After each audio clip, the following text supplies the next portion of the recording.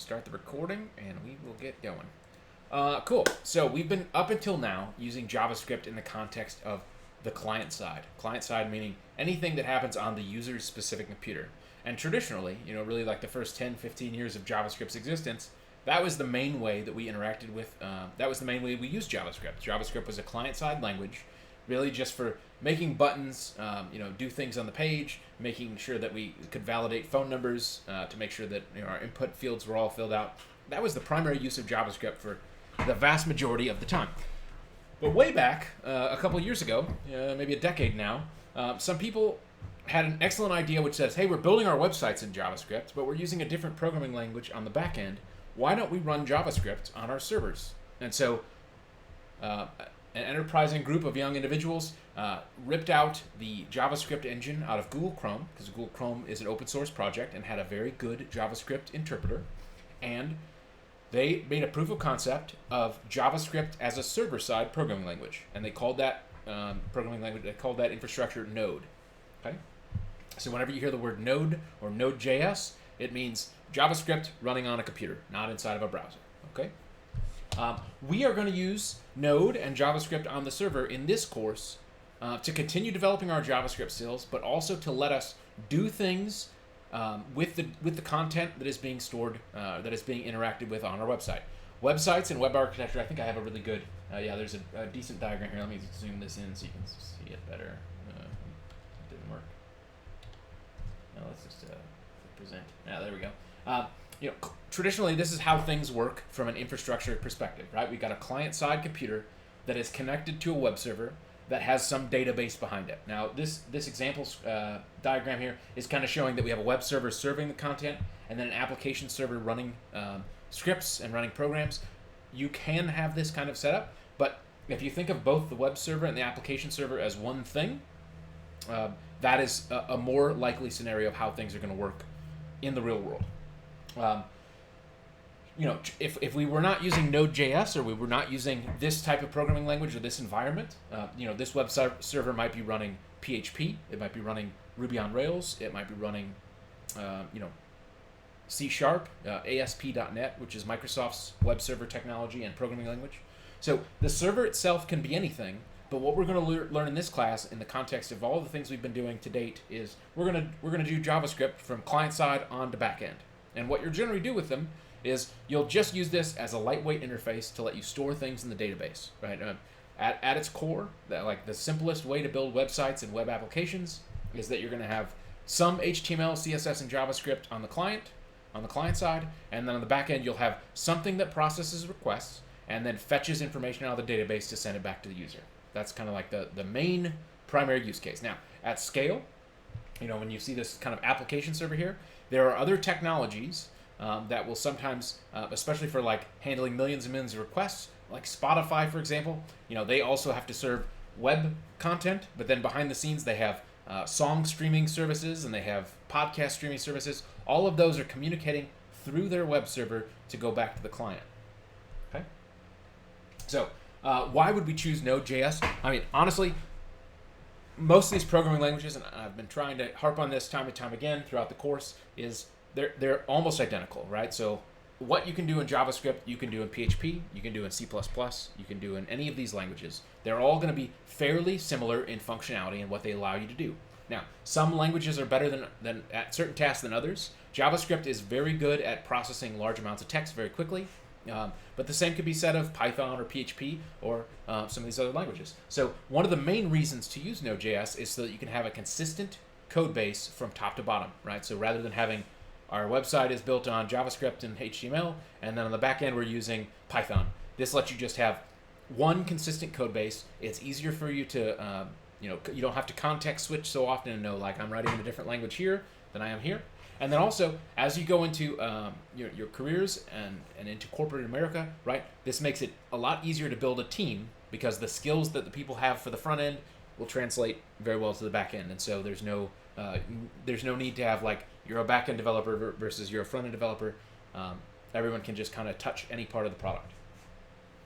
So without further ado, let's just jump in. This is the part of the course where it's going to be really important. I want to make sure that everybody gets Node.js installed. So we're all going to kind of follow along here. So please slow me down if we're going too fast. Everybody's computer downloads this stuff at different speeds, so just ping me if there's a problem. So we're going to start by going to nodejs.org. This is the official website of the Node project. And then for Windows, right, we have two choices. Everyone on Mac, on Linux, there's two different branches of Node.js. The first is 14.17.1, and that is LTS. This is the long-term support branch. Okay, this means this is the current version that is stable. They recommend this for servers. They recommend that you use this. And then there's 16.4.0 is current, which means this is where they're building in new features to the programming language. This is where all the new hotness is going to happen. But the caveat here being that stuff in here might break from time to time. So if you want to be on current, just be aware that things might not work as expected.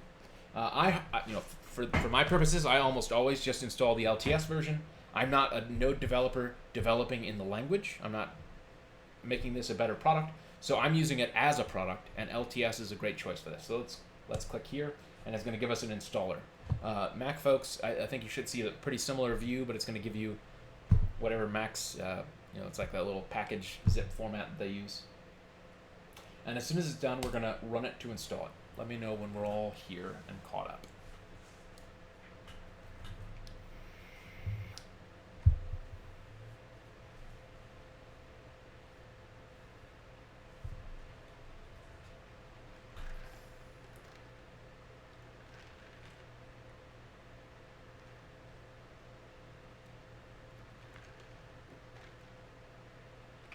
Andrew and Estrella, your installation process might be a little bit different because you are on Mac.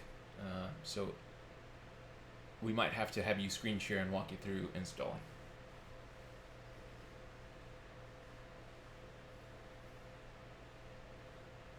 Is everyone at this step where we have the Node.js setup wizard? Thumbs up? No, Andrew's still waiting. Mine didn't come up with a wizard, but it did come up with an installation package for it. Okay. It didn't ask any specific questions besides the passcode to install it. And what's your password? I'm just kidding. Don't tell us. Don't fall for that trick. It's the oldest trick in the book. It is saying now that the package has been installed, Okay. and that to make sure that user local bin is in your path. Mm-hmm. Well, you're ahead of the game. You're installed already. Andrew, do you want to share your screen and we see what you're seeing? Okay.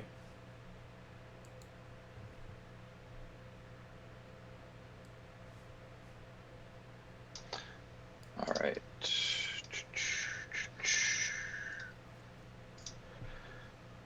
All right, let's see where to go.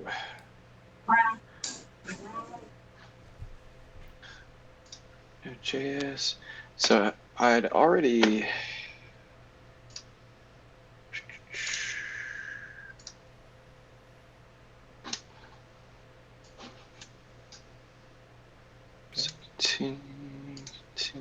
agree. Install.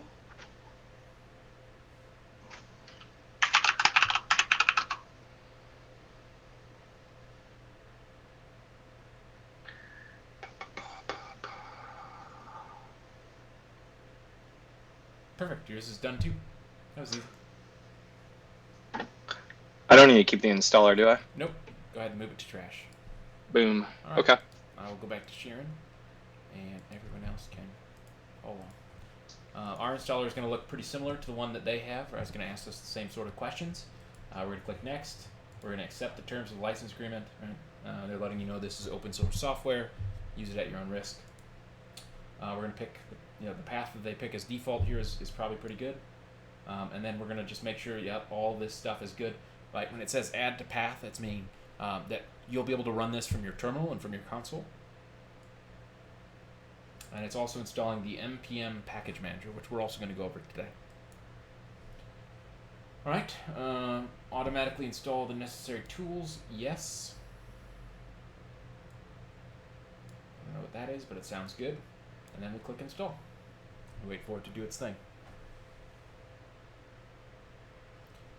Oh, it's prompting me.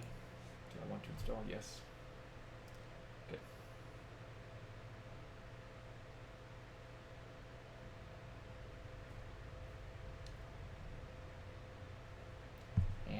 finish. Cool. And then it popped up some box. This script will install Python and Visual Studio build tools. Okay. Yep.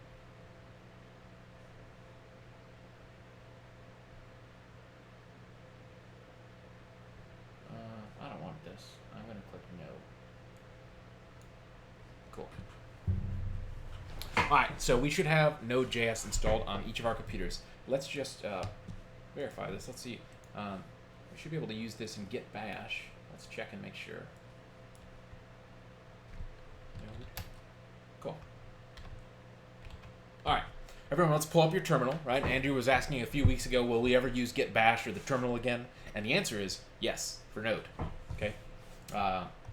You know, it's always good to be able to navigate around, but now we're going to be interacting with our computers and with JavaScript using kind of server-level technologies, right? And so in the server environments, whether it's Linux or Unix or FreeBSD, you're going to live in the terminal. You're going to SSH into your machines, and being able to navigate around there using using terminals like this is going to be an extremely important skill that you're going to take through you for the rest of your career. So just to kind of show off what Node is doing behind the scenes is if everybody's following along, you could type in the word Node here, and it's going to tell you, welcome to NodeJS version 14.7.1. This is the one we just installed, right? It's also telling you can type .help for more information. So there are a few different options in here. You know, .clear, right? We'll clear the screen. Oh. .clear will clear the screen. .exit will let you exit out of this, or you can press Control-C 2 times. Okay. For those of you on Mac, this might actually be Command-C. Okay. But Node, at its core, if you think of it in your head as I am inside the JavaScript terminal, the debugging console inside my browser, this is exactly what we're looking at here. So we can do all the things we do in JavaScript in the terminal straight here from this interface, right? So we can say, you know, 5 plus 2, right? It's going to give us 7. We can do console.log hello, right? That's going to print the word hello. Everything that's valid JavaScript is valid in here, right? It's just JavaScript as an interpreter. This type of environment, when we run Node by itself, is known as a REPL, R-E-P-L, okay? And what REPL means is read, evaluate, print, and loop, right? So us typing information in here is just giving us the interpreter is running all the time, and as soon as we pass in a statement, whether it's, you know, var name equals true, right? True, right? It's evaluating that statement and keeping it in a global object for us, right? And I can put, you know, name equals Eric, right? So everything that we've been doing in the browser, in the console, we can do in here. Everyone kind of following along so far? Okay, let's exit out of Node real quick. So I'm going to hit Control-C twice, or we could have easily typed .exit. Okay, both are going to work here. I'm going to go into my home directory. I CD'd with no arguments, right? So I'm here. I'm going to go into CBC 12. Okay. And I'm going to make a directory called Node Fun. Let everybody catch up. Take your time, Selena.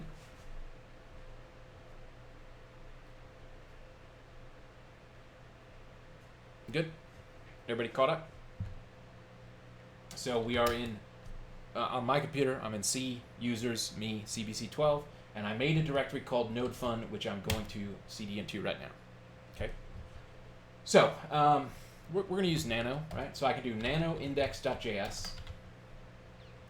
If you remember from week 1, nano is our in the console text editor, real simple to use.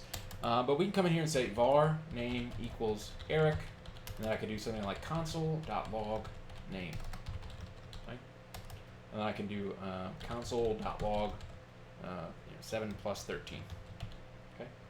Just a couple of statements of JavaScript, nothing fancy, but I just want to show off kind of how you're going to use Node on a day-to-day basis in the real world. Okay?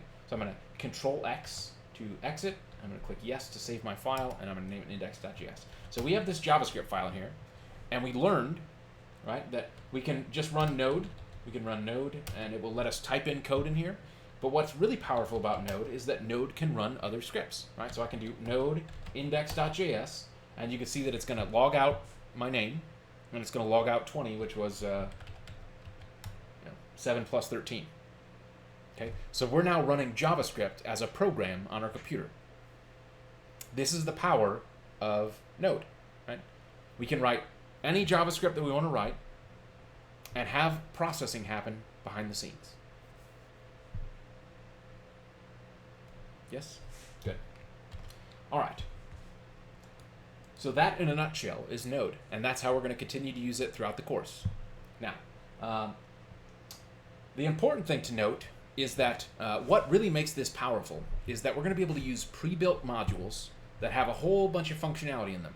Whether we're getting these from Node itself, whether they're like built into the mechanism, right? Some of these would be things you might be familiar with, like let's name Node, right? Or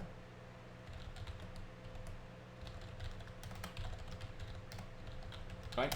HTTPS is a built-in module that lets us interact with web requests. There are other third-party modules that we can get from Node Package Manager and let us embed all sorts of functionality into our product. Okay? If we wanted to build something that used MySQL as database, we could import that module that lets us connect to MySQL, and then we have a few simple lines of code that let us make queries to a database. The cool thing about this is that there's a very, very, very robust ecosystem of modules available for Node.js. If you go to another company and they use Oracle as their database instead of MySQL, all you have to do is get the Oracle package, and now you're up and running in a way that is similar to what you were doing with MySQL. So all of these packages and all of these modules that have been developed let us quickly and easily build very efficient software in a way that is super cool and neat. And we're going to take a look at Node NPM modules here pretty soon. Cool. So what is Node NPM? Right? It's built in, and it stands for Node Package Manager, right? And we run this by saying, where's my terminal here? Right. Let me exit out of here. Right. So NPM, if you just run it by itself, NPM is going to be the program that lets you do this, right? So we can do things like npm install. Click somebody. What happened? npm install. npm uninstall, right? All these things lets us install and update packages and do all sorts of things that make our project very powerful. We also have the ability to create our own modules, right? If I do npm init, this is going to create a package that would be technically able to be uploaded to npm, and then other software engineers in the future could use this package. So I might be able to say, I'm in this node fun directory. By me running npm init, it's going to create a package JSON file that contains all the information that is needed to run this as a program. And then if I chose to, I could choose to upload this package to npm so that other people could take advantage of this module. Okay? It's just think of npm and think of as Node modules as really just an agreed upon way to share programs, right? It's just it's like a set of guidelines for saying, if Andrew builds a program and he uses this npm mechanism, I'll be able to use his program. I'll be able to suck in his code and use whatever functions he exposes to me. Okay, and so npm init walks you through creating the package name, and if I do package name node fun, versioning, I can pick my own version numbers here, right? And that's going to be important as we continue to develop, right? So it starts you off as 1.0.0. I can give it a description. This is my first Node package, right? And the entry point is what Node NPM knows is this is the script that will be ran when we run this module. So in this case, index.js. Now, it doesn't matter what you call this file. I think index.js has become kind of a standard where, just like when we use index.html, you will see a lot of packages and modules that are named with index.js, but that is not always the case. So just be aware that you can name this whatever you want, but index.js is a good one. If you have a test command, right, if you wanted to have automated tests, that lets you put this in here as well. We'll cover testing a little bit later this week, but if you don't have anything, it's fine. If it's attached to a Git repository upstream, right, if we wanted to say, hey, this Node module's source code is actually already on GitHub, so that NPM itself knows where to go to find updated versions of the software, we can put that in here as well. So let's just make a quick one, node fun, right? Leave everything empty, and then we can just simply put in this this information here, Git repository, and I think it's shift insert. Yep, perfect. And if you wanted to put any keywords if you were trying to publish this as a module, you'd put this in here so it's searchable on NPM's website. And then the author, Eric Harrison. And then if you were going to put a license in here, ISC is like the default. It just means this is copyrighted. But if we were using GPL 3, right? Oh, there it goes. Oh, I pressed it. So let's just run through this real quick.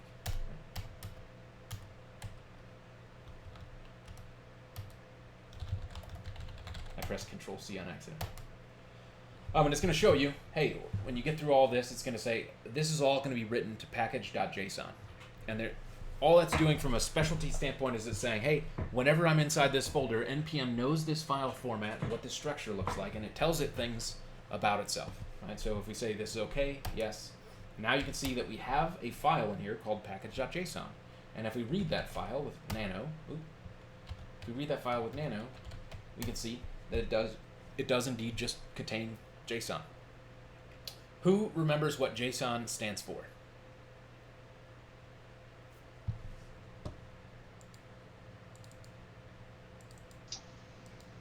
JavaScript object notation. That's it. So it's the exact same mechanism we've been using in our API homework, and it's the exact same mechanism we use to communicate with servers. It's also an excellent format for a file that a computer can read, right? And the reason that they pick package.json or this JSON format from Node and from NPM is that it's super easy for JavaScript to read this up, pull this in, create it to an object, and then it knows all the names and properties. Okay. Cool. It's also important, right? You might want to write npm-v. -v is going to tell you the version of NPM you're running. If they're, JavaScript, unfortunately, this is not as true as it used to be, but in the early days, they were so frequently updating both NPM and Node that you would get out of date if you did not constantly keep your software updated. And so knowing what version you're on is going to be really important, especially when you start looking for help online, right? So if something's broken with a MySQL package and you go and you look for help, one of the things that people might ask you is, what version of NPM are you running? What version of Node are you running, right? The same thing goes with Node, right? We can do node-v, which stands for version, and it's going to tell you the version that you're on. Knowing the version is going to save you a ton of headache when you start troubleshooting problems online, because you're going to find, you might search for, hey, my MySQL implementation is doing this, and then you find an article from a year ago that looks like it might make sense, but that might be Node version 12, right? Things are moving very rapidly in this ecosystem because it's still fairly new, right? All right, cool. And then we took a look at the package.json file briefly, which is how NPM knows about this program, and we'll continue to dive into that as we go forward. The important thing to note about package.json is that once it's created the first time, right? Let me pull this up, right? This is our file to do stuff with, right? So one of the things that you might do if you're releasing this as a package or you're building a program that you're updating and maintaining, you might come through here and be responsible for updating the version numbers here. So, you make a small update, you might come in here and say, hey, this is version 1.1. If you make a major update, you might come in and say, this is version 2.0, right? This is a versioning system that's called like semantic versioning, which means this farthest number away is the minor patch, right? So if you just make a quick bug fix, this might go to 2.1. If you make a new functionality, the expectation is this minor version here, the second spot will go up. And then if it's a major overhaul, you've released some brand new functionality that didn't exist before, that would be when you'd make this go to 3. And then you'd make all the other numbers go down, right? So it's there's no right or wrong way to do this. There are some best practices here, but making sure you update your versions is going to be really important, because when we start playing with some Node modules here in a second, you'll see that they're all communicating using these numbers. And so we have a very specific way that we can say, hey, I want to use the 2.7 version of MySQL, and if MySQL continues to update, you're always going to have your software working because you're only pulling in the 2. Whatever version of MySQL. There's other things that we can do where we say, give me the latest version of MySQL, and then your system will always keep up to date. But that's the kind of thing that you're going to do inside your package JSON files. Okay. You can see the other things that it asked us when we ran npm init, right? There's the author field. Here's the license field. if there's a bug, right? So it's smart enough to know that because I put in a GitHub URL, that GitHub has a /issues. So this tells other people on the planet, like, hey, if there's a bug report, if there's something wrong with this software, go to GitHub /issues, and you get to use GitHub's bug reporting system, right? So I can come in here and say, hey, there is a bug. And we get this for free from GitHub. Right? It's a really nice way to manage projects and keep everything going in the right direction. Any questions? We're kind of, this is like high-level overview stuff. We're going to start diving in individually as we go, especially into NPM, because NPM is super powerful, and we're going to use that for everything. Any questions? All right.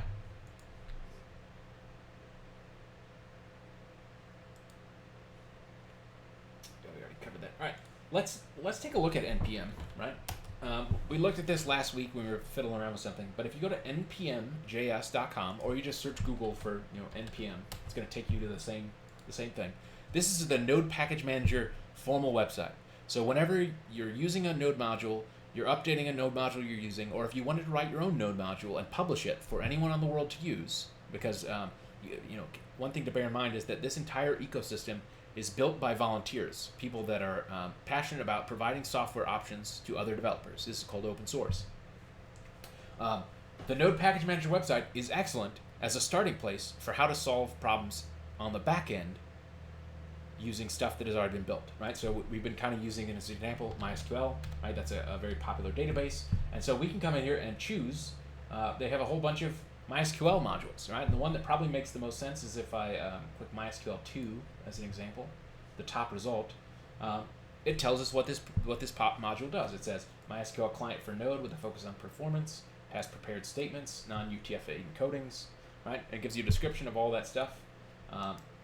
And then it's got a link to the GitHub if we wanted to see it there. You can see, how many times this has been used weekly, right? So 681,000 people have downloaded this module this week, which is an astronomically high amount. This is a very highly used Node module, right? It's probably the official supported module for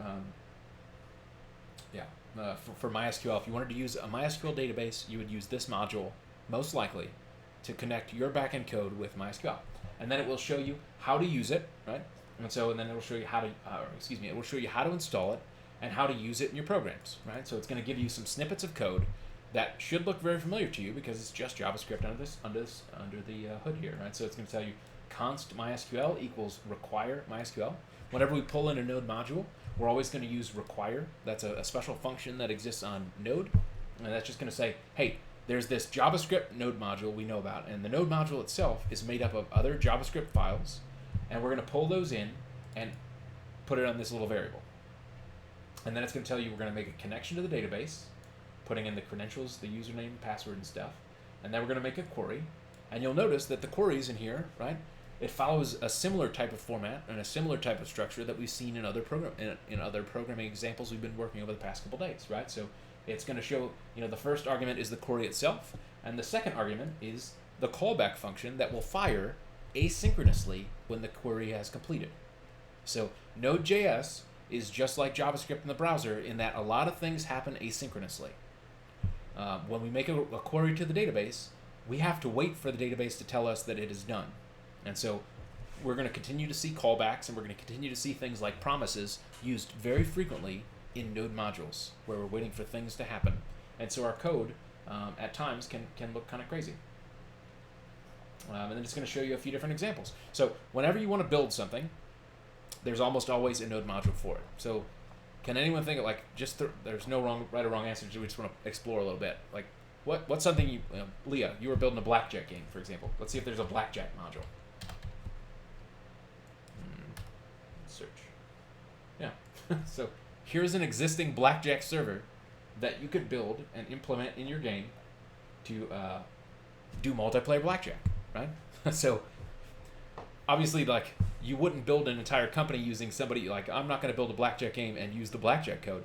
But if you wanted to just build a game and you were more focused on the front end, or you wanted to add blackjack to a list of games you already had, this would get you here pretty quickly. and it's showing you all the information that you need to know to implement and make this work. So there's modules for everything, and you should get in the habit of searching an npm first before you write code yourself. What's another example? Throw out an idea of something we want to build.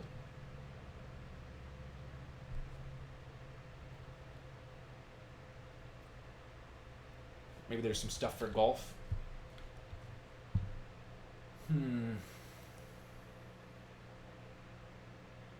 Oh, here's one.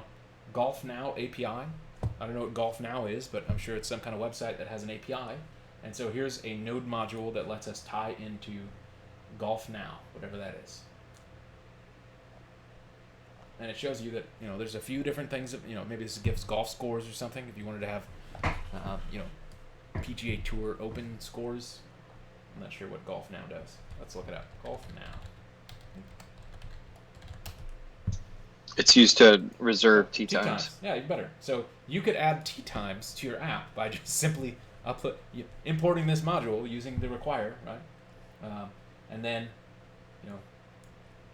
theoretically you know what you're doing here, so you'd be able to, make a reservation, right? That's pretty cool. 3 lines of code, and your app can do reservations. One of the cool things that we'll use NPM for, that you'll probably use NPM for in your careers if you're going to continue working on JavaScript on the back end specifically, is that one common use case is that you'll use NPM to build yourself private modules. Okay, so a good example of this is if you're working on, I don't know, maybe you work for a restaurant franchise where they've got a reservation system of their own. You might build your own reservation system as an NPM module so that you have, not so that you can give it away for free, but you can say this is a private repository, this is a private module that you can use inside your company so that all developers on your team can have one consistent code base to work from. So this would be like library development. In NPM, we call this a module. Okay. Any other idea? Anything else we want to look up? Right? We saw MySQL. I mean, there's some other stuff in here like CSV, right? Or maybe Excel file, right? If we wanted to be able to read and write Excel files. Yeah. So, we can make it so that our system can open a spreadsheet and then do something with the arrays of information that come out of it, right? So it's an extremely powerful ecosystem for letting us build very complex programs very quickly. And that's not to say you won't run into headaches, right? I could, I have countless times used a node module and had it do 90% of what I wanted, but 10% didn't, and you'll spend a week debugging that 10%, right? This is open source. Nothing is ever perfect. And so you will still need to be a good programmer to make stuff work. And then you're going to spend lots and lots of time reading through documentation. You might even spend time, like if we were using this Excel thing, and there was a bug, we might go into GitHub and say, hey, what are the, let's look at this. This has 15 open issues, right? And it's telling us, hey, this should use a buffer instead of a string. Like these are problems that you might come across that haven't been fixed yet in the library. And then you as a developer, if you fix it for yourself, you can submit a pull request so that everyone can get that fix. Any questions about that? This is one of the reasons why GitHub has taken off in popularity, is because it's become the de facto place in which open source work happens, so that developers can help other developers.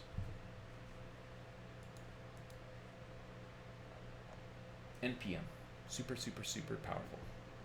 Okay, go ahead, Gregory. Can you do closed source research on GitHub? No. If it's on GitHub and it's public, right? All the repositories we've been making have been public. That means it's kind of like it's intended for everyone to see and use, right? A lot of organizations, a lot of companies that you might work in will actually use private repositories for most of their client work or their internal projects because they don't want to give away their source code. So, what will be a private? What they will use as a private source? Like how GitHub? What type of software like GitHub? You go easy send things another way like GitHub.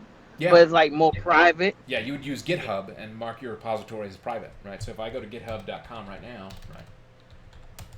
right, when I click new repository, I can mark my repository as private, and now no one can see it but me or anyone I invite in.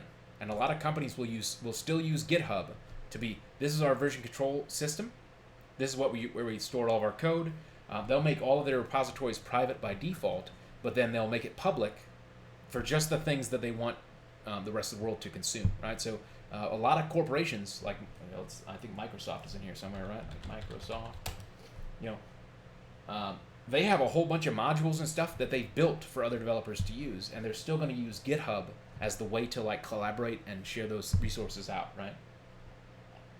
They got all kinds of stuff in here. Right? They've got 4,000 repositories, and they have 4,000 contributors.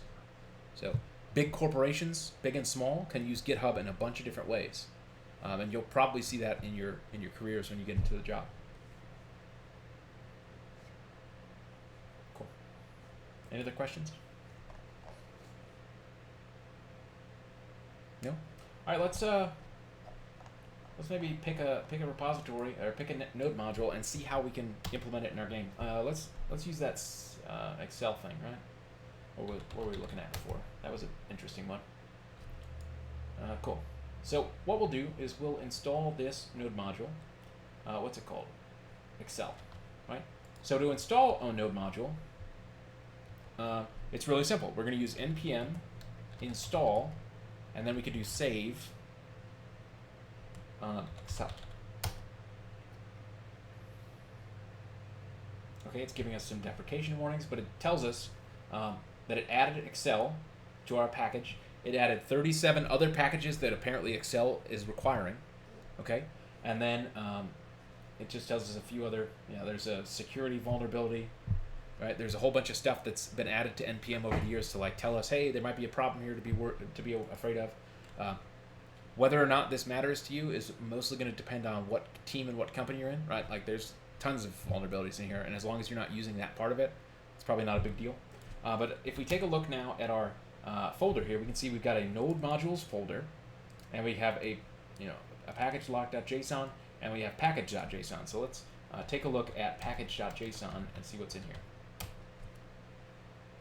Oh, I did it again, didn't I? Nano package.json. And so now we can see that we have a dependency added. There's a new dependencies object in here, and it says Excel, and then it's got a little thing that says at least version 1.01. If we come over here and look at this, this is version 1.01. We just said to install this, so it's saying, hey, the version we need to have is at least this one. Okay? There's a whole bunch of, we'll take a look at those in a minute because there's a whole bunch of flags we can put in here. But because we just installed this, it's making us use exactly that one, right? So let's, it's showing us how to use this code now, so let's pull this up and play with it, right? And see if we can't make something fun happen here. Let's see, cool. Exit out of that. All right, so if we open up our file, nano, oh, I did it again, nano index.js, now we can say import parse xlsx from Excel. Okay, so that's pulling in this package into our file. And then we could say parse xlsx, and then we'll just give it a spreadsheet.xml xlsx. Okay. .then, and this is using the ES6 style function, right? Right. So let me take out all this extra stuff in here. I can't. And let's just, for the sake of argument, let's say console.log row. Right. So if this is going to do what I think it's going to do, it's going to open up a spreadsheet. If the spreadsheet exists in this directory, which it doesn't currently. And then for every row of this spreadsheet, it's going to print some information. It's going to print the word row. So let's just test this out, and we'll see what happens. So I'm going to run this with node index.js, and you're going to say, cannot use import statement outside a module. What does that mean? Set type module in the package.json or use the, okay. So let's do that. Here, this is what we'll do. Nano index.js. Let's change this to var parse xlsx equals. Oh, you know what we can do? Let's change this back. Exit no It's telling us to set the type module in package.json. Let's just let's do that. Nano package.json. Let's just throw in type equals module in here. See what happens. Type module. I might have picked a terribly broken old module that doesn't work. Oh. Let's run it again with node index.js. Parse XL. It's not a function. Okay, this is a terrible example because this is broken. So let's pick a better. Let's see if we can find ourselves a better. Yeah. So this one, read Excel file is better. So this is a perfect example, right? With npm, we can also uninstall Excel. So this is a lot of the experimentation that will have to happen for you when you're working with npm specifically, because npm is a repository of open source. So, this Excel package, the first one we were looking at, might have been some students in a code boot camp learning how to I'm gonna make an Excel reader, right? There's no verifying that they are writing good code or bad code. And so a lot of the things that we'll look at is, how often is this used? What version are they on? Those are the kind of things you're going to want to look at to verify the validity of those modules. So let's try this one, for example. All right. Cool. So we'll use npm install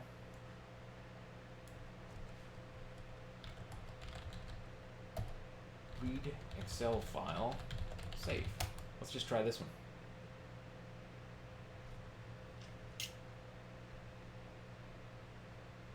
Oh, I see. All right, so let's do vi nano index.js, and we'll take out this line. These lines are broken. Oh. Okay. All right, perfect. I'll say const read xlsx file equals require read Excel file node. Okay, and then I'll say read xlsx file, and then we'll just say what do we call it? Spreadsheet xslx dot then rows. Okay. So we can do the same thing here. Console.log row. Go ahead, Selena. So you have the constant as XLSX, and then you have it as XSLX after spreadsheet. Oh, yeah. And then I was curious, you had before did npm install -- save and then Excel, and then the next time you did it, you did npm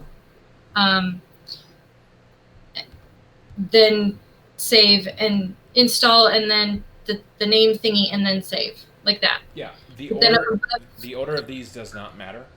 So the save can go before or after the or after. Okay. Yep.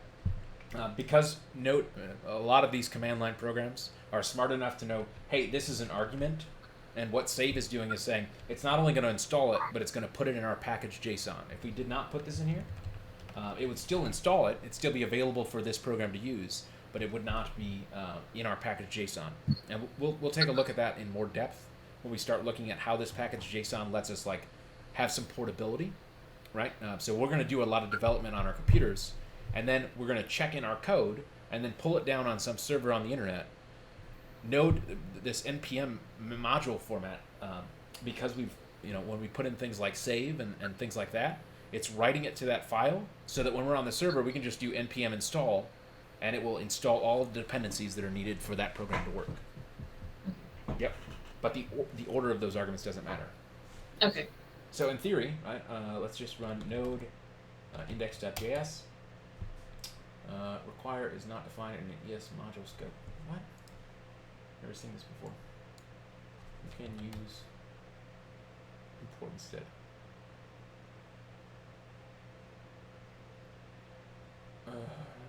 Oh, because I changed my thing to. Let's take this out. Right, good. Because I put this in for that last module. It's messing up this current one. So exit. Yes. Cool. And so now what's saying is no such file or directory. It's trying to open up spreadsheet.xlx, xslx, and that file does not exist, so it's throwing that warning. So let's just create a spreadsheet real quick. Let's open up Excel, and let's just make a blank workbook, and we'll say hi, whatever. Okay, and we'll save this as spreadsheet, or we can put this PC.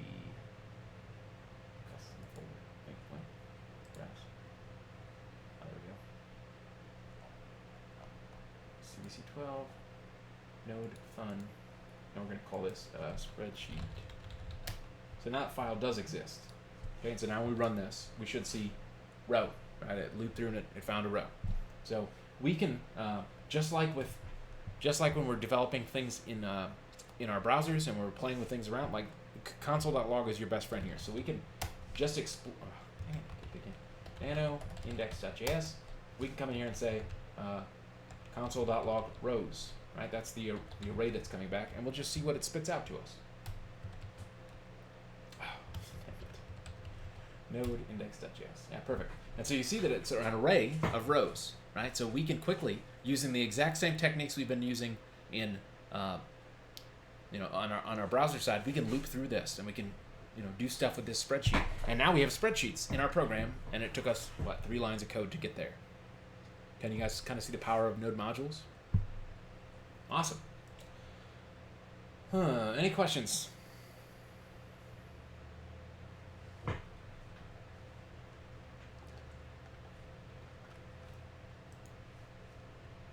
No? All right, it is 5:47. Now is a great time for a break.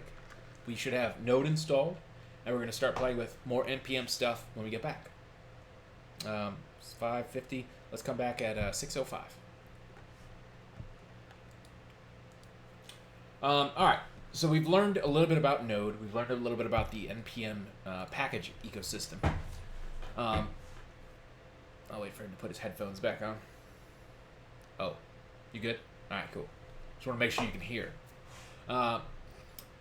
So Node is the environment in which our code runs. NPM is the system that we bundle scripts and programs and code together and share those programs amongst each other. Okay, we've looked at NPM init, but that starts that tells NPM to create a package file so that we know that we can work on this. Right? If we do this in a let's just make a new directory. You guys don't have to follow along. Like testing. Right? I go to that folder. Right. This is an empty folder. If I was to do npm install right now, npm install, and then I put in MySQL2, right? Yeah, this is going to give us a bunch of warnings, which says, hey, this is not an npm specific file, right? So whenever we want to use Node on a server, the first thing we're always going to do is run npm init, right? This lets us know, hey, we're a Node program. We're going to use npm to manage our modules. You always have to run npm init first, right? That's step 1. So I'm going to just do this here so you can follow along. It's always going to ask you what is the name of your package. If you're going to publish this to NPM, if you're going to make something that is designed for public consumption, you want to pick a name that is unique, right? Because we have to have a name, when we're in here searching around, right? Like the name of this package is read Excel file. If we were to make one called read Excel file and try to upload it to NPM, we would get a conflict. It wouldn't let us do it. So if you're just building stuff for yourself, if you're building, like in Leah's case, she might come in here and say, the name of this is, card game, right? It doesn't have to be unique if it's just for you. If you're building something for your server or something that is going to be, private to you, any name you put in here is fine, but it's always going to default. You notice that it says testing. It's going to assume whatever folder I'm in, that's the folder that this program is, this project is, right? You can have one project at a time. And so if we just say testing here, great. It's going to default to 1.0.0 version. That's also fine. That's a default, but we can put anything we want here, right? This is version 5. If you put in a description or not, it's up to you. And then it defaults to index.js, even though we didn't create it. But maybe I wanted to say, hey, the default here is app.js. And then maybe I don't have a Git repository yet. And maybe the author is Eric Harrison, right? So get init lets us create this, tells Node this is supposed to be a Node project. as you saw, let's just type no real quick, right? So this is not currently a node project, right? Let's delete these node modules and delete package lock, right? We can still create app.js, var name equals Eric, console.log name, right? If we have JavaScript in our file here, we can always run it with Node, right? If I run app.js, it's going to run Eric. What we need to use npm init for is if we want to use modules. If we want to do anything that uses any outside mechanisms, we're going to have to run npm init first. And if we run npm init now, right, testing, version, description, now you'll notice, hey, this folder is smart enough to say, hey, there's one JavaScript file in here, and it changed it to say, that's probably our main program, right? And they call this an entry point. It just means this is what we're going to run first. So whatever your main JavaScript source code file is, you want that to be in here. Okay, we're going to hit yes. We don't have tests yet. We don't have a Git repository. I don't care about keywords. You can put in your name if you want. Great. And then it's going to verify, hey, does this all look correct? This is actually being written to our package.js file, which we can now see exists in here. Okay, you'll notice that if I do ls-al, like the only thing that exists is our script and our package.json. Okay, let's say I wanted to install npm install the MySQL2 module. Right? I know I'm going to want a database in here. If I run npm install, and this touches on what Selena was asking earlier, right? It installed it. Okay, that module is there, but let's take a look at package.json. Right? You'll see that it put dependencies MySQL2, and it put in, hey, it needs at least this version 2.2.5. And I think this little up arrow, this caret symbol, means that it needs at least 2.2. But if this version goes to 2.2.6, it's not going to update to that. But it's this tells it we care about the minor version, right? 2.2 at least. All right. Let's npm uninstall MySQL2.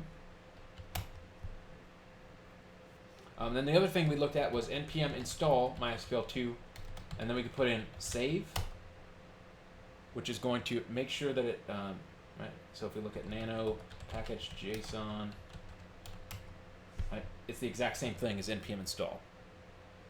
Okay, it's just shorthand. The other thing that you could do, right? Let's get out of here. Let's do npm uninstall MySQL. Oh shoot, I don't have that one installed. Great. Npm install MySQL2 save dev. Right? And now if we nano package JSON, cancel, exit, no, package JSON. It's saying that it's a dependency for development, right? You see that here that says dev dependencies. It means that when we're running this as a developer, it's going to use this module, but you'll notice that it does not have it listed as a dependency. Okay, so there's a whole bunch of functionality here. We might write some stuff that our testing environment requires, and so we would use save dev so that it's available when we're wanting to run tests. But when we deploy it to a server, we don't need that dependency. The problem is, let's take a look here. If we go and take a look in our node modules folder, this is where all of those packages are always installed. Okay. The thing we actually installed is MySQL2, and if we go to that folder, MySQL2, we can see it has an index.js, and if we just load that up, nano index.js, you can see that it also requires several other modules, right? Require SQL string, require lib connection.js, it's requiring something that's called lib pool. All these every time we see a require here, it's pulling in an outside script. And so when we installed MySQL, all these other modules, these were called dependencies, were brought along with it. If we go into MySQL2, for example, and we look here, you can see that this folder has a package JSON as well, just the same as ours does, right? So if we look at that one, nano package JSON, you can see it's got a whole bunch of extra stuff. This must be something that they need for their build system. But you can see they pull in these dependencies DNQ, generate function, icon v light long, LRU cache name placeholders. I don't know what any of these do, but we can look any of these up in npm at any time, and we might find something useful here. So let's just look up SQL string, for example. SQL string. Yeah. So this module 2.3.2 is the same one that our MySQL engine is requiring, and it escapes and formats strings for MySQL so that we can have some security for our SQL queries. Right, so it's providing this type of functionality that says, hey, don't let the users put in a semicolon in my SQL and potentially see data that they're not supposed to. So all of these modules can be interconnected using the exact same mechanism that you're using to bring in modules into your projects. So as you're doing npm install, and then you put things like save or save dev, it's putting this mechanism on your computer. Everyone kind of follow along those two main ways. And then as we're using modules, if a module says, hey, I require these 5 modules, those are going to get pulled in as well. So when we run npm install, it's going to go down that chain and say, I'm installing this, what modules does it require? And then it installs those, and it says, what do those require? So everything that's needed for your node scripts will be brought in and managed by npm. It's also, now is probably a really good time. If you remember, when we're creating repositories, right, one of the things that it asks us is, what type of project are we building here, right? So if we have a new node project, right, and we put in add a getignore. The reason we select NodeJS as our template for the getignore file, wherever n is, right? If I put in node, right, and we look at our getignore file, right? These are all the things we don't want Git to track. The default getignore file is ignoring all of those files that are being generated automatically, so that none of that is brought in, right? It ignores the entire node modules folder, but it does not ignore package.json, because the idea with this module format is we don't want to send the files back and forth. We want to send the declaration of how those files need to be created, so that when we pull this source code down on our server, we ourselves can run npm install, and it will install all of the dependencies that are necessary, right? So let's exit out of here. No. Right. Let me see if I can. Right. We're back to our main working directory. I'm going to edit our package.json file right here, and let's take this. Let's do this the right way. I'm going to do npm uninstall MySQL2. Okay. So all of those packages were removed, and if we go to, you can see, because we don't have any modules installed now, our node modules folder has disappeared completely. But now how this normally works is that when we're in here writing our dependencies and things, right, we're building a project. Let's say that this existed on GitHub somewhere. Oh gosh, I keep doing it. Nano package.json, right? We're going to come in here and we might have dependencies that say, this requires,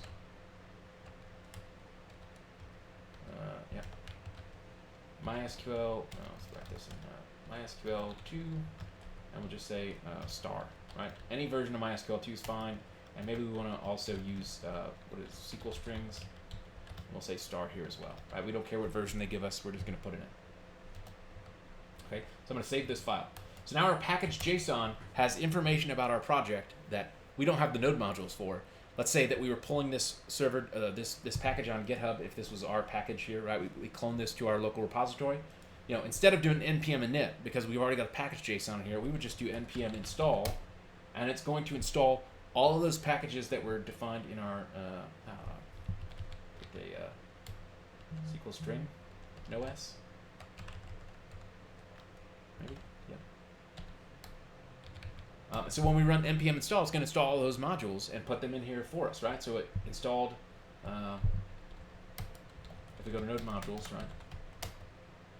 Then we ls in here. We can see all those modules that we needed: SQL string, MySQL2, and then all the ones that were added along the way were pulled in. So all we need when we're deploying node scripts is that we need a package.json, because from there we can use npm to install all of our dependencies and make sure that we have all the software that we need to make things work. Any questions? There's another npm concept. Let's just say, what do we call it? Read. well, let's just do this Excel, right? I'm gonna install this, right? I can do npm install Excel, and I can do -G. -G stands for global. And so what this is gonna do is it's gonna make this module available to my entire computer. It's not gonna install it in our node modules. It's gonna install it in our computer's node modules.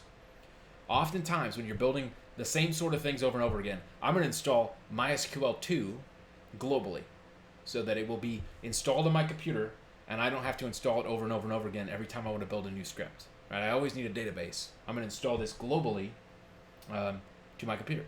It's still going to be available to us in our package.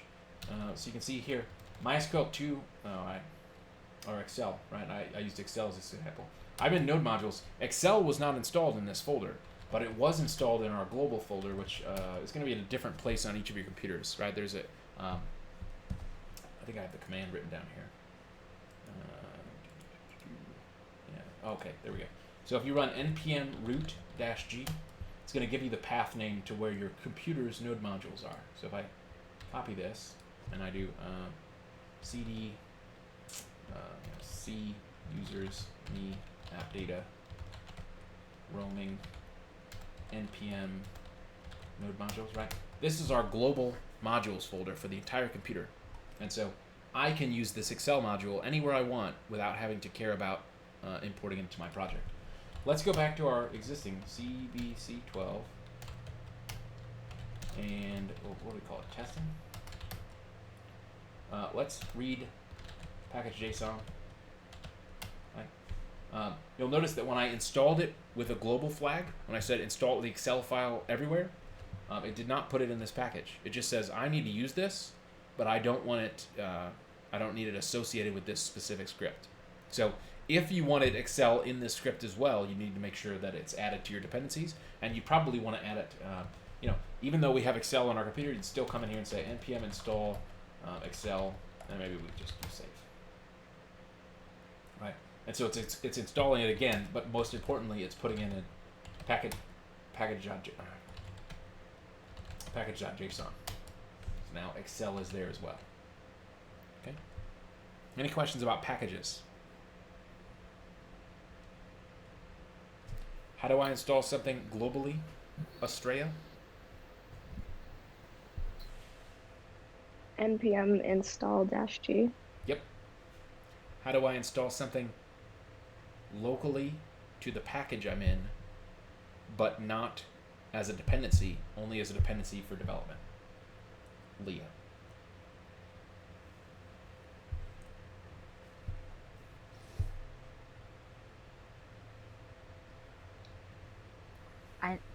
I know where to see that. Hold on.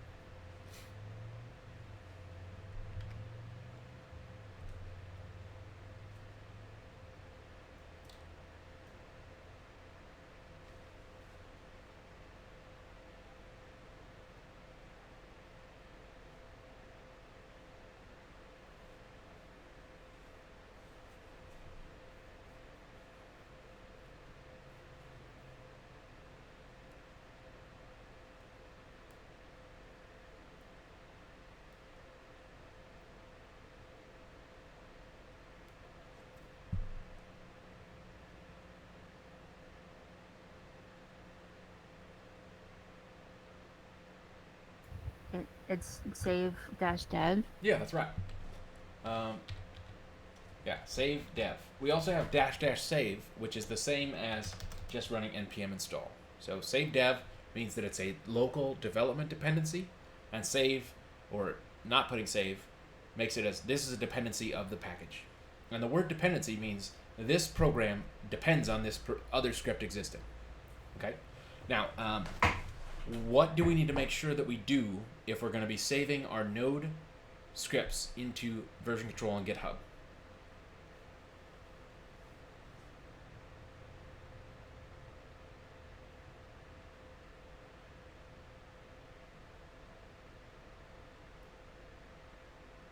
Andrew, what do we need to do to make sure that we're able to save our scripts, our node scripts, into version control?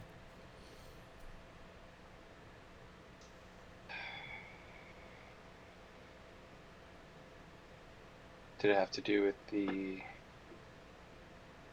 version number? Nope. No. It's just something we need to do from like a housekeeping standpoint. Let's maybe I'll just start typing and you guys can see the problem. So if I do git init, right, I'm turning this into a git repository now.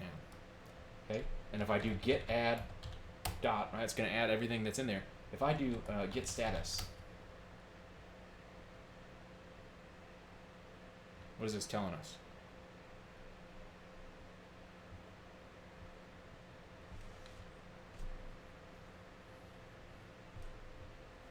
Oh, you need to include the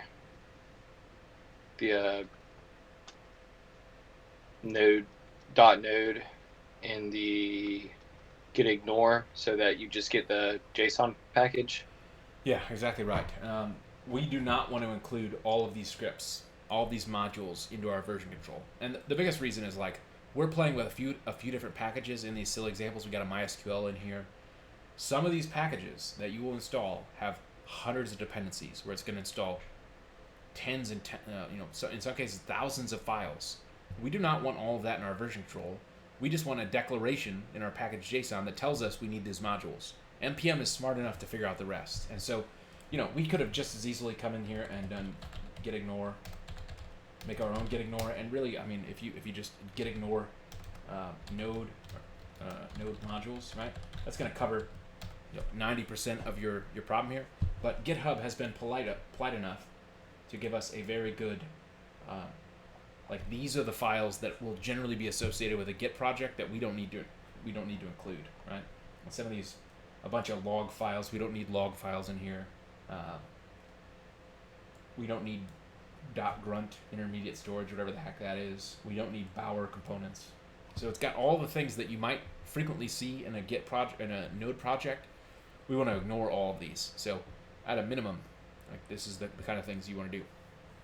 All right, let's maybe take a step back. We've been kind of playing with this from a couple different angles. How are you generally going to start building a Node project? There's a bunch of right and wrong answers, but I will show you what I do because it makes the most sense to me logically. Most of the time, when I know that I'm working with Git, let me just clear out all this stuff. rn-r testing. What did I call the other one? Node fun. Cool. I'm actually going to start. Before we were talking about we're going to build a website together. You can go either from you can start Git on your command line. You can start Node on your command line. Almost always with Node specifically, when I'm building a Node project, I'm going to start from GitHub, specifically because I want some of the functionality that GitHub provides, like the git ignore file. Right. So I'll come in here and say, let's make ourselves a little like first web server. Right. And I'll say first web server.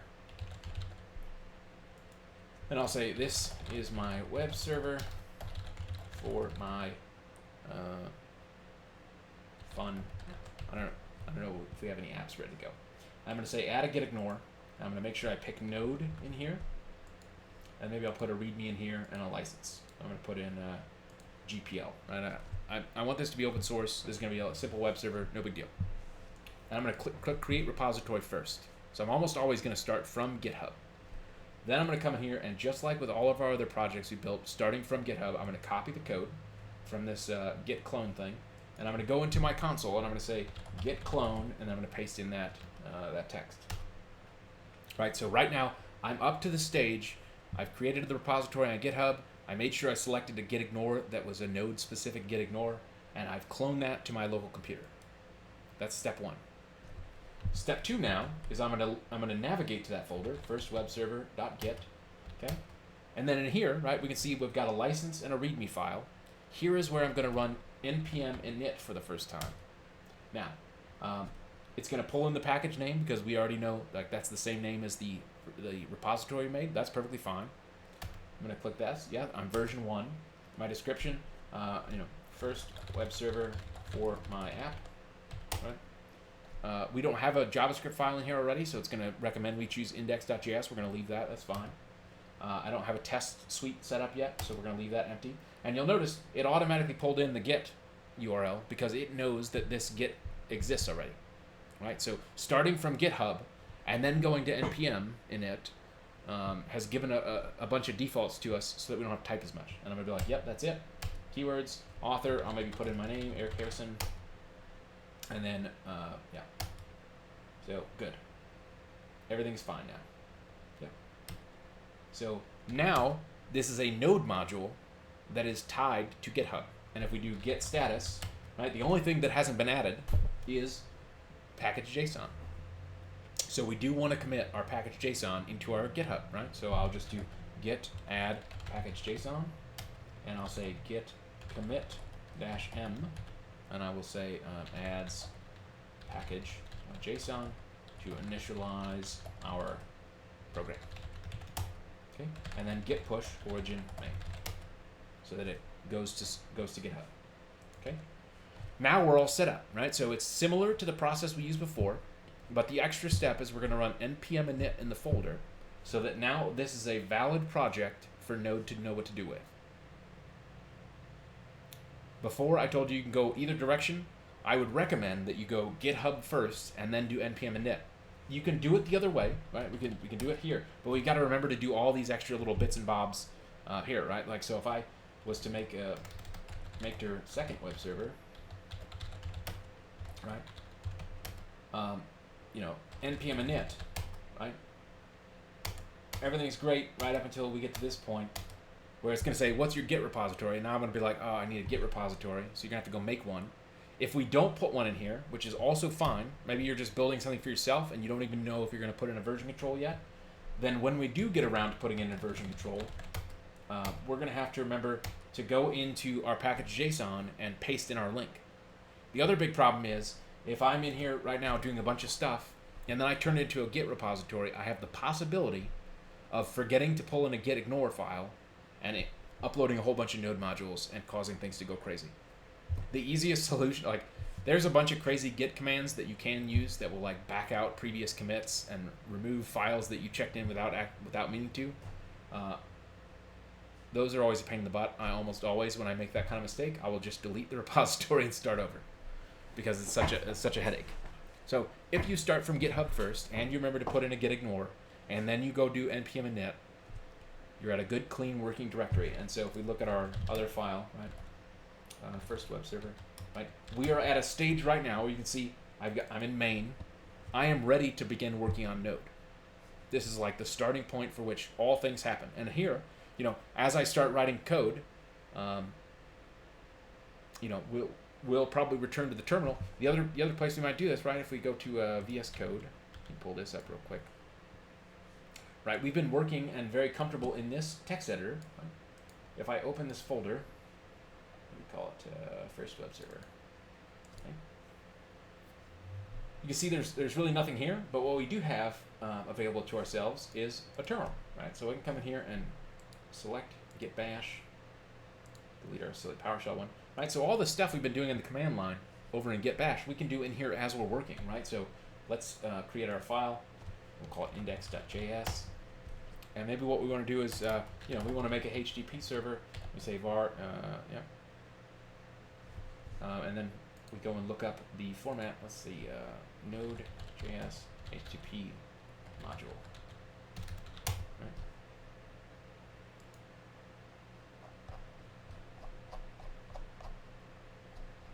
Hopefully it will tell us how to do it. Okay, there we go. So we say require HTTP, and then we come in here and say,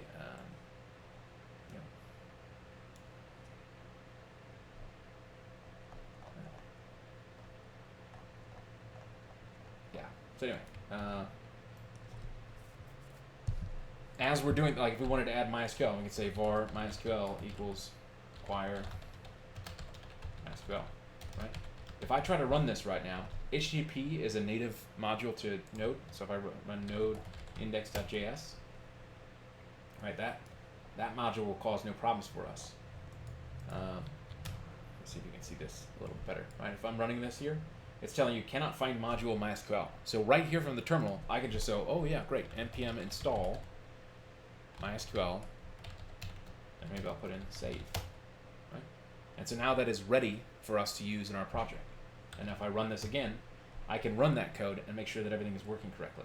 So this type of shortened, like the interaction between your text editor and your terminal, is very efficient for us to develop very quickly, right? So think of this as like the same type of thing we've been doing in the browser, with the debugging terminal window open, you're going to do that same thing here in your text editor with your terminal open here. So we come in and say console.log hello, right?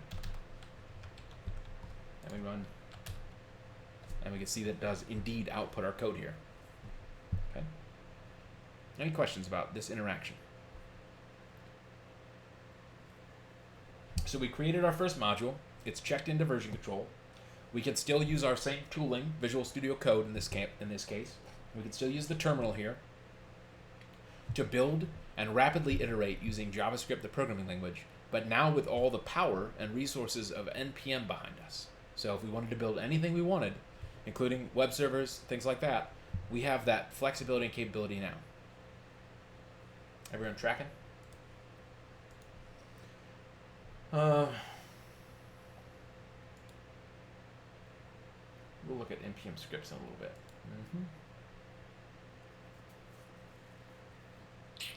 All right, so we've been using require to import modules, right? We'd say require MySQL, require HTTP. There are a bunch of modules built into Node that are default modules. You don't have to install anything. They're just available to you as a part of Node. Then there's modules like MySQL. When you see a message that says cannot find module whatever, that's generally a sign that either A, you've typoed the module name, or B, you forgot to install it from NPM. Those are like the two things that could happen, right? We could, let's pick, right? If I do npm install something that doesn't exist, right? Hopefully this doesn't actually exist, right? It's going to tell you that that module does not exist in the npm registry. So you need to almost always have a browser tab open to npm so you can read the documentation and make sure that you're talking about the right modules. But let's take a look at, right, if we go to the node specific docs, right? Let's see, where we find all the modules. Okay. Okay. Let's see, what's a better...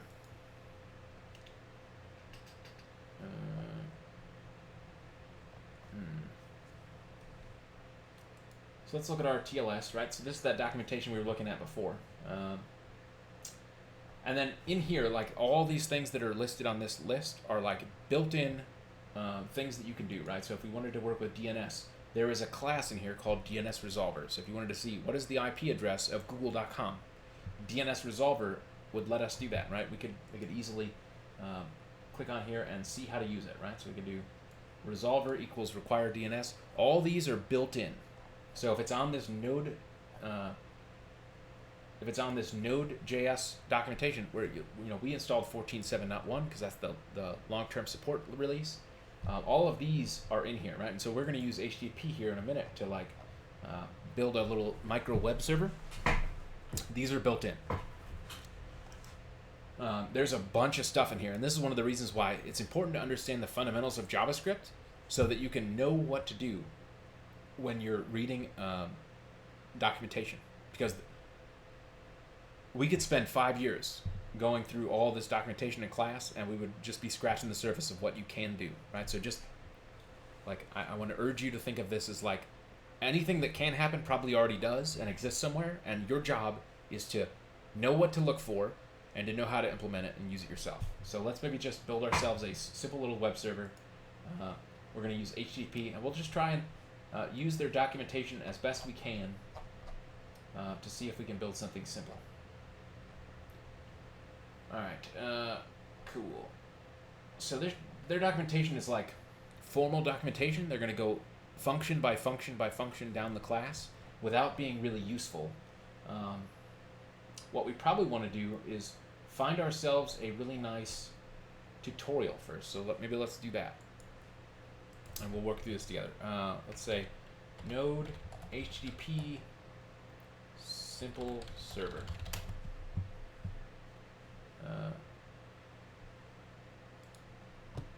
Right, cool. So perfect. We're kind of where we are right now, right? So we'll just copy this code in and see if we can understand it together. All right, so we're on this page, right? Const HTTP. So they want us to make this a const. That seems reasonable. Const, right? So because we know once this variable is created, it's not going to change. We don't need to overwrite it. And we'll do the same for this one as well. Const MySQL. Perfect. We'll take out our logging, and let's say const request listener equals function. And it's got two variables, rec and res, right? So rec stands for request and res stands for response, right? And then we'll say res, so we're going to respond to the request with write header, which is write head in this, and we'll say 200, right? You'll notice 200 is one of those HTTP status codes we've been talking about, right? We also had, what was file not found, Leah? You remember? It's 404. Mm-hmm. And does anyone remember what the HTTP status code was for an error, a server error?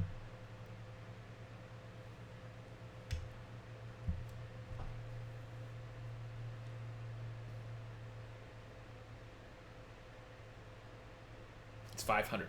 Anything in the 500 series is like an application error, but 500 means your request broke the server. Okay?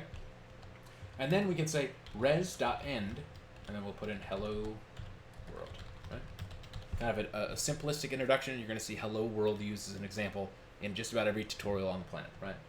And then we'll do const server equals http.create server request listener, right? And we know that because we just wrote it, right? Request listener is a function. We could have just as easily, because we know JavaScript, not given this a name and put this in here as an anonymous function, right? You might sometimes see tutorials that look like this, where they'll say, server equals create server with a callback in here like this. But this specific example, they wrote it out as a function. That they gave it a name.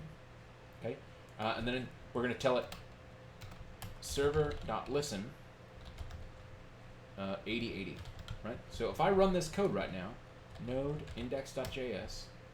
Oh, what? Oh, I typed while I was not supposed to be typing. Good. So I put in extra words in here, and it's telling us it could not find that module. Wasn't paying attention. So if I run this now, I got a little pop-up that says Windows Firewall Defender has blocked some features of Node, right? Because I'm trying to create a server on my computer. My computer is trying to protect me from myself. This is a good thing normally, but I'm just going to click Allow Access because I'm the one doing this. I'm a developer. Get out of my way, Windows. And if I go to 127.0.0.1, which is my local IP address, and I go to 8080, I can see that I have hello world here. Everyone following along? So maybe, right now that we have a server that we could theoretically run on a server on the internet, let's maybe play with the request object, right? We know that each request is going to go to this function. Let's take a look at the request object. So let's just do console.log request and reload this page. Right, I have to stop Node.js. I don't know if you guys caught this. When I'm running this program did not stop. It's running a server behind the scenes. We did create server, and then when it says server.listen, this script is continuing to run. So node index.js, you notice it's kind of just sitting here because it's waiting for me to do something. It's going to continue to wait until we end. So if I reload this page right now, it should console.log this request. And you can see, oh man, this is a crazy object, right? The request object is nuts. Look at how big it is. I'm still scrolling. So we probably have some information here that we care about that would let us interact with this request in a way that is interesting for us as software developers. So let's take a look here. Okay, so headers is good. This is all the stuff my browser is sending to the server, right? So some of that stuff like, my user agent, I'm Mozilla 5.0 on Windows, like all that stuff identifying me as a computer. It's telling the server what I will accept back in return, right? So text HTML, my browser will accept XHTML, will accept images. Some of this other stuff, like, oh, here's that cookie that we set for ourselves. Remember that 3 weeks ago? This cookie is being sent along as well. Because the browser says, hey, I know what 127.0.0.1 is, right? That's our development server. So the cookies are specific to the server address and is being sent back and forth, right? So we could have theoretically said, this is my user ID in here, and then our server would know, hey, Eric is logged in. Then it's got raw headers, which is kind of broken down in a couple different ways, like as an array. Okay, here's an interesting one, right? So if I do rec.url, right? Because you can see that this here is the URL thing. This is what we're actually requesting from the server, right? It's what's up here, right? And it's a slash right now. You also notice here's the method is get, right? So the rec object also has rec.url, rec.method. What else is interesting? Client. None of that is important. All right, let's just let's rerun this now that we've changed it so it's not just logging console.log. Let's do both of these. Rec.method plus, and we'll just put in like right. So we're saying, hey, let's log the method and let's log the URL. So let's run this again. And if I reload this page, we should see, get, and then a slash. That's where we make the actual request for this page. And then you notice it does another one. The browser did this automatically. It's trying to get our favicon. Remember we were talking about that a couple weeks ago? So the browser is doing that. And if I reload again, you should see, there's 2 requests. If I type something else in here, like whatever I want, right? You can see that my request is, I'm still requesting the favicon. The browser's still going to do that until it gets one. But we can now write our own application that responds to requests from any, like, you remember before when we were working on our live server, it was checking to see if a file existed, right? If it, you remember it was saying, when we were running our index.js with the live server plugin, if we went to index.html, the page would load. If we went to some page that didn't exist, it would say, cannot get whatever, and it would respond with a 404. But now we have the ability, with just a few lines of code, to write our own web server that responds to any request we want, right? We could do something in here that says, if rec.url equals, Andrew, right? Instead of res.end hello world, let's take this out. We'll say, hello secret page, right? So, right, I reload this page. Oh, I have to stop and start my server here. Reload this page, it says hello world. If I type in Andrew,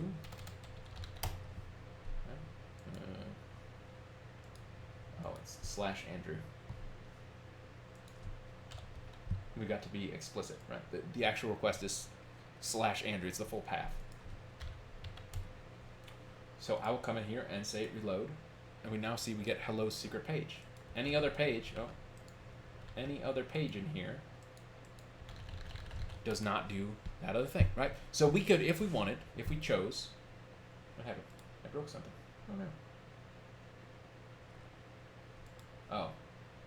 So you'll see here, I used the response.end method, and because the request to Andrew called response.end, it says, hey, this server request is done, send this content back and wait for another request. I tried calling response.end again, which broke our server, right? Unhandled error event, right? I wrote after end. So it's telling you what we did wrong here. So let's just put in else in here. Let's move this up, right? So, and then we run our code. And you can see now that any page I go to, right, is going to do hello world except for Andrew. Okay. Now, how we're going to use this, specifically like this type of lightweight stuff, right? In this diagram that they were talking about, right? Oftentimes, there's a couple of different ways to approach this. We can either A, write one big beefy web server, which will show off some node modules that make that easier, where we can say, hey, if there's a file called whatever.html, just send the file back. And if it's some path where we actually care about stuff happening, change the file and send it back. That would be us writing one big web application server. Or you could do kind of like a web server that looks for files in HTML, sends those files back, and then we have an API that we write in Node.js that lets us save and write information to the page. Right? We could show this off here. Kind of like the homework today would be a great example of that, but I don't have a copy of it working.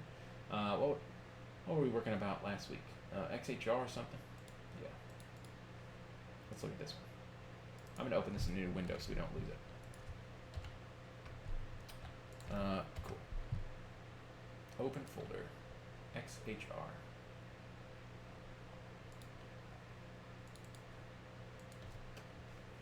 Alright, cool. And then we're going to open this up with our live server so we can view it. Cool, go live. Cool. So this was our thing that we had working before. Remember, content from page 1, page 2, page 3. You know, what we can do, right? This is running 127.0.0.1, but it's running on port 5500. This is running on port 8080. So these are, you know, to our frame of reference, these are two completely different servers. Okay? But what we could have done, right, is if we assume that this page content is being served by a traditional web server, like Apache, or maybe we're using GitHub Pages, whatever we choose to run, right, it's just serving files out. But then our JavaScript on the server is actually requesting information from our web application, right? So let's just make ourselves a real quick, right? So we have load page 1. What does load page 4 do? Okay, it gives us cannot get undefined. That's perfect. We'll steal that one. All right, so page 3. Go to page 4. Right, we'll say 127.0.0.1 8080. We'll say enter. Right. PS. Okay. Or HTTP rather. All right. So when our load page event is clicked, it's going to call this remote server that is running. You know, think of it as somewhere else, somewhere on the planet. We don't care where the server is. We just care that we can access it by a URL. Okay. And so now, in theory, when I click load page 4. Something broke. Let's pull up our developer tools and see if we can dive in here. Okay. Click load page 4. Oh, access to XML HTTP request from origin has been blocked by CORS policy. No access control. Allow origin header is at index.html on the requested resource. So we haven't talked about CORS, but this is generally how websites prevent other websites from taking content from them. So our other website has said, do not allow requests to come in from a server that is not the same exact address as this one. Even though these are the same IP address, because it has a port in there, they're treated as two separate entities. So let's see if we can turn this off real quick for the sake of showing, right? Access control, allow origin. So let's say turn off CORS node HTTP. Let's just see if we can get an example here.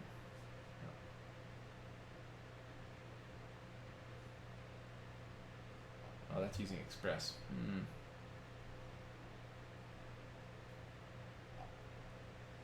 Maybe we'll have to use Express to do this, but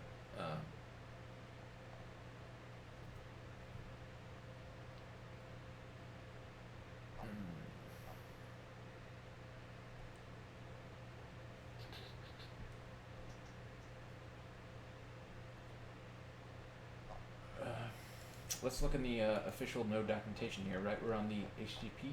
Yeah, so let's look for CORS. Origin, maybe?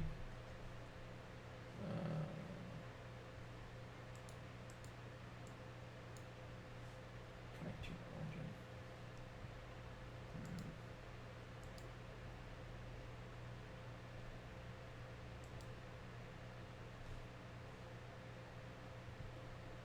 Options.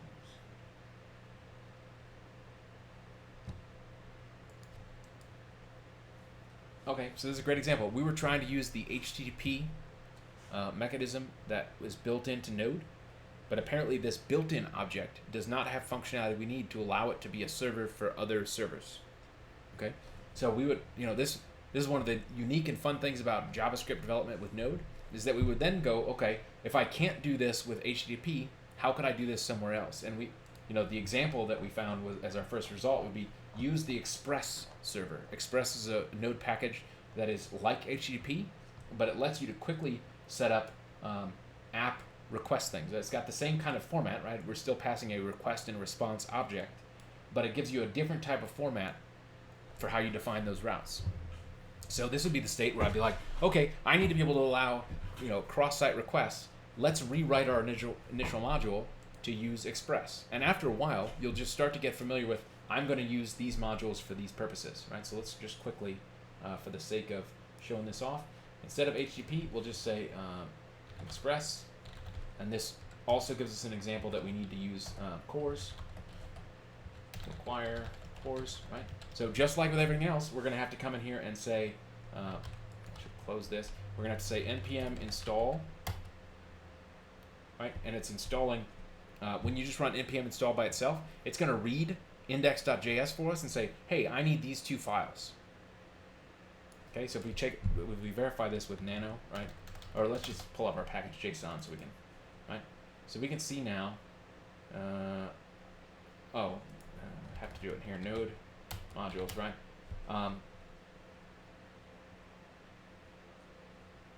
Did it not get installed? Oh, I did the wrong thing. Let's go back. npm install cores and npm install express, right? Those two modules that we needed that we pulled in here. It's really hard to like do all this with really big text here, so bear with me. All right, so now we have Express and cores installed. Now we can just rewrite, right? This is our request listener. That's still good, but we're going to change, instead of doing const server and server.listen, it tells us we need to come in here and say app.get, or we could call it HTTP. Oh, we have to make it an app, right? So we have to come in here and say const app equals express, which turns on the express server. And then we can say app.get, and we just put in slash. So the way express works is, rather than listen to everything, we're going to tell it what we're listening for as the first argument of the path, right? So if we say app.get that, and then we pass in request listener, right? And then we have to come in here and say, instead of HTTP create server and server.listen, we're going to say app.listen, and we'll give it the same port, 8080, and we'll say, console.log server running on port 8080. Right? And so now when we run NodeJS, node index.js, right? Good. What do we got here? Express is not defined. Right? Oh. I have to name our variable the same as what we're, right, so we're saying the name of the function is this. So when that didn't match, that was what that error is. So let's try again. There we go. Server's running on port 8080. Let's go and check. Right? Right? Oh, cannot get Andrew. Right, but this should. Yeah. So the slash worked. The problem is Express was designed so that you could individually write your paths. Right. So it's still going to tell us, like, if we were up here doing console.log request method request URL, you'll see that that's still logging. But the problem is we did not tell it to listen. We did not create a route for it for anything else. So I think Express has some other things where you can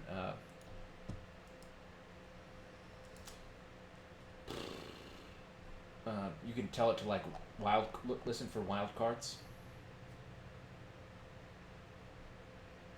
But it also lets you do parameterized things as well, right? So we could say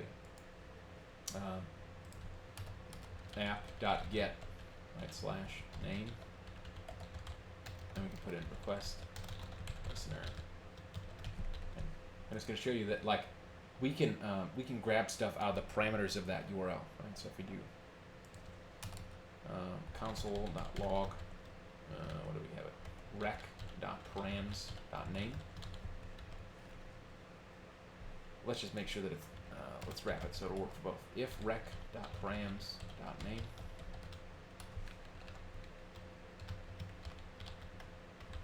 Okay, now let's restart our server. So now, if I'm here, right, 8080, hello world, and if I put in something in here like whatever, it's still working because we're capturing, hey, give me whatever, and you'll see that it put it into that variable. Okay?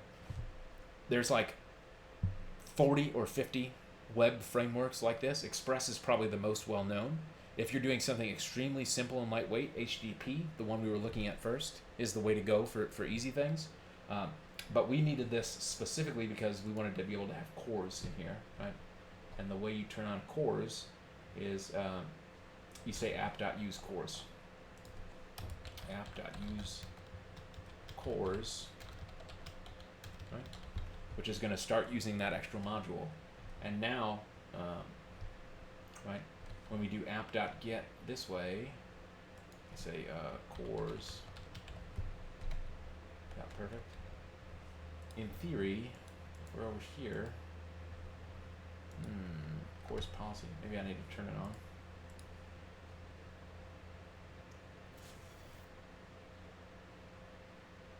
Oh, I have to put in cores options, right? So I have to say, right? In cores, let's do origin, and then we put in HTTP 127.0.0.1 5050 or 5500, right? I think that will work. And let's just keep this up so we can see if a request comes in.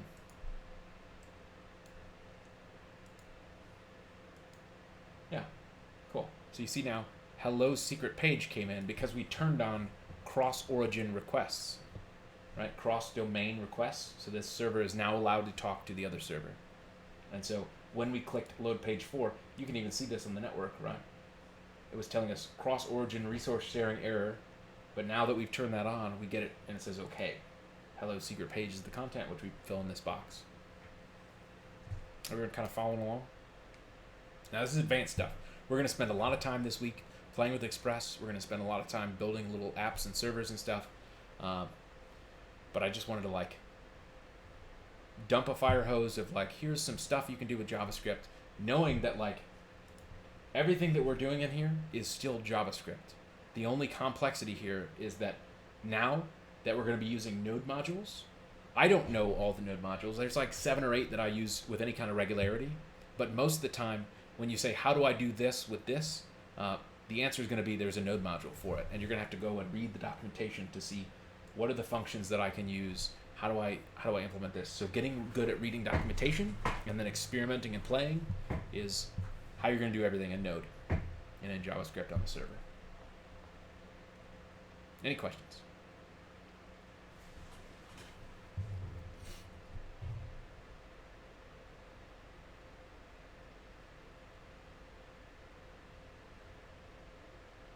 Okay, it is 7:02. Let us take a break and return at 7:17. And then we're going to take a look at some other stuff. Cool. What has been the hardest programming language to learn? And for me, like this was the biggest thing to wrap my head around when I was learning JavaScript. I already had been programming for a number of years.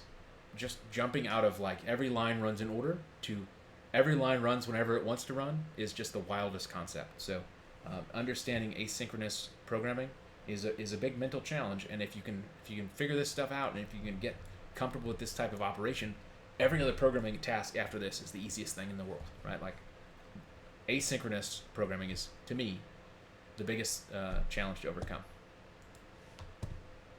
And so we can make directories, we can append to files, we can read from files, we can rename them, and we can write to them.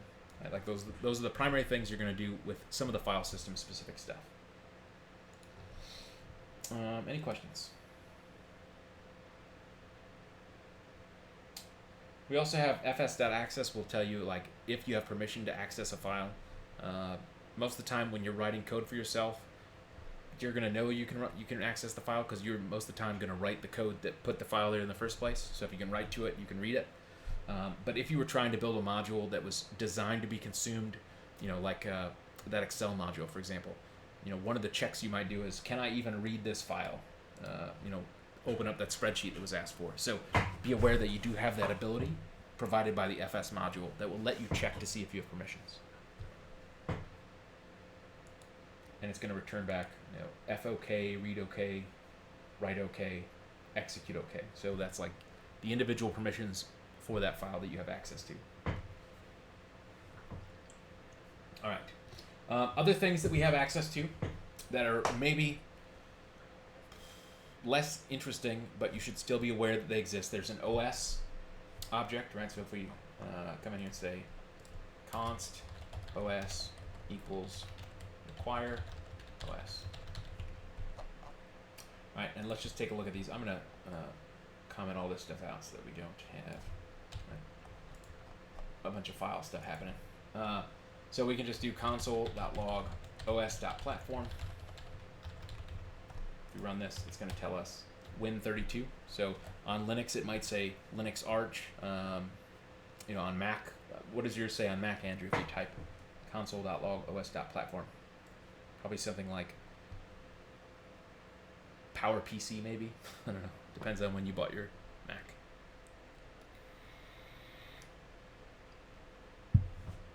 So I wasn't at that point. Okay. Let's can you do this real quickly? If you can create an OS variable by requiring OS.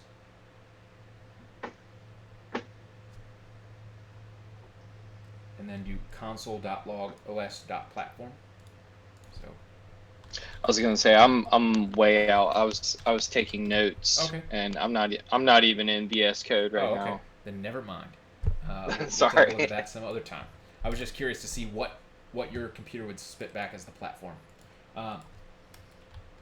Console.log os.arch.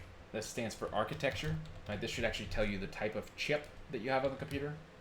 Yeah, so x64 means x86, 64-bit. You might see just x86 here, or you might see PowerPC, or you might see, if we were running this on, I don't know, like an Arduino or some microcomputer, you might see some weird architecture. We can also do console.log os.freemem, which is going to tell us how much memory we have available. Right? So I have 6381666. So we have to probably divide by 1,000,000, right? Because these are bytes. So what is that? Hundreds, thousands, millions. So dividing by 1,000,000,000 here to see how many gigs of memory we have left, or we have free. I've got 6 gigs of RAM that are not used right now. And then we can see total mem, which is going to be the same sort of thing. Console.log os.total mem divided by 1,000,000,000. Is that the right amount?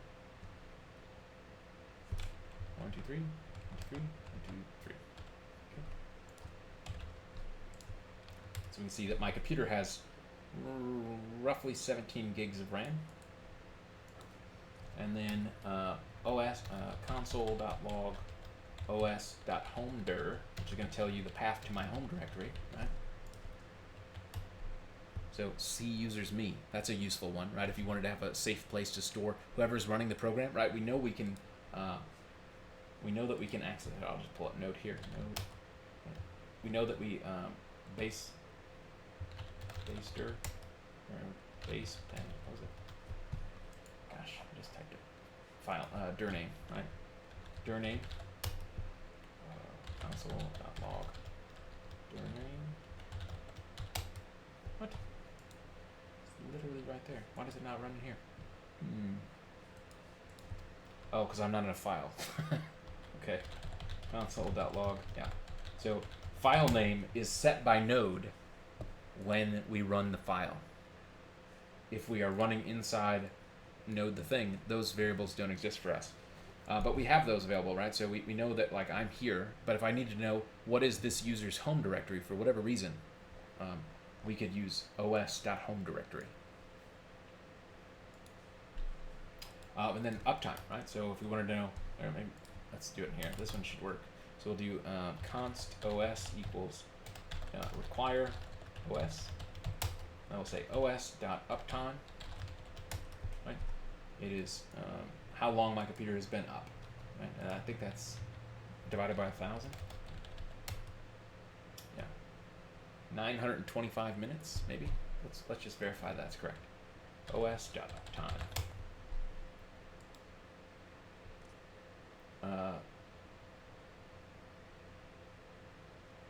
System uptime in seconds. So that's already in seconds.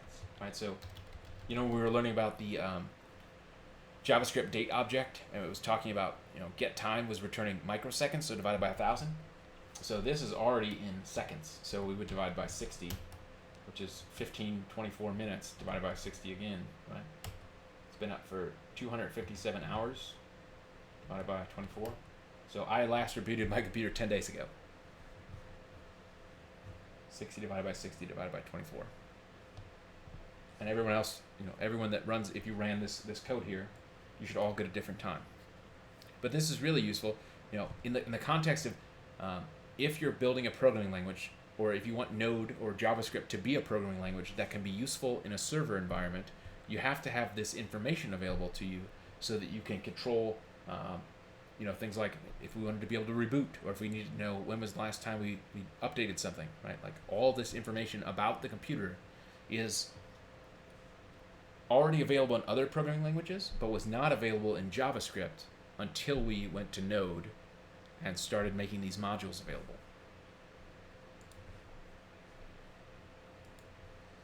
Cool.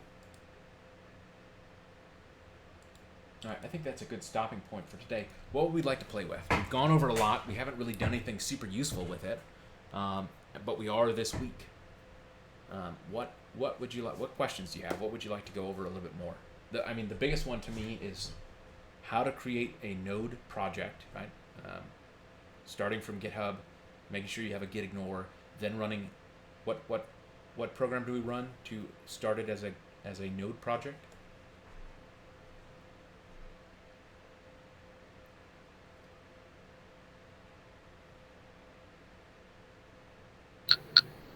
Can you repeat the question?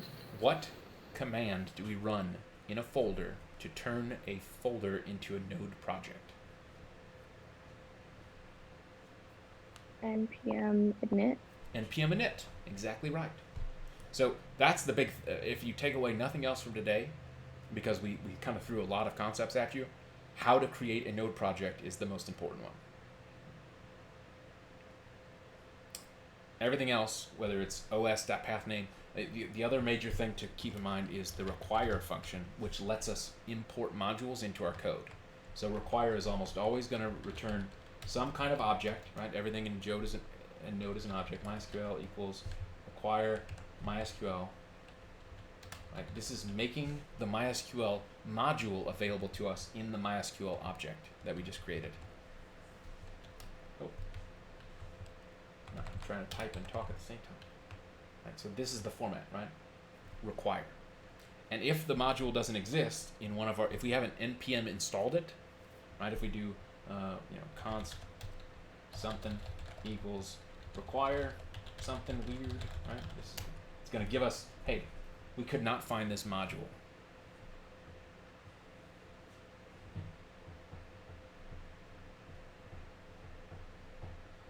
So creating an npm project and the require function, with those two things, knowing how to do that, you can build anything in the world with JavaScript and Node. And how we build that is going to involve a lot of reading, because what we want to do is almost always going to require some pre-built module that someone has provided for us. And so we're going to have to go read the documentation of that module, learn how to use it, and each and every one of them is going to be different. So there's going to be a lot of reading and a lot of playing and experimentation.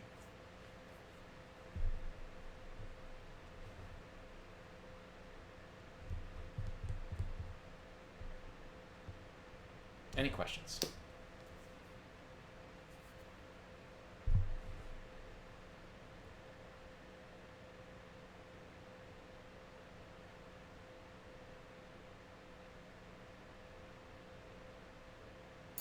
What also you could do is it? With what?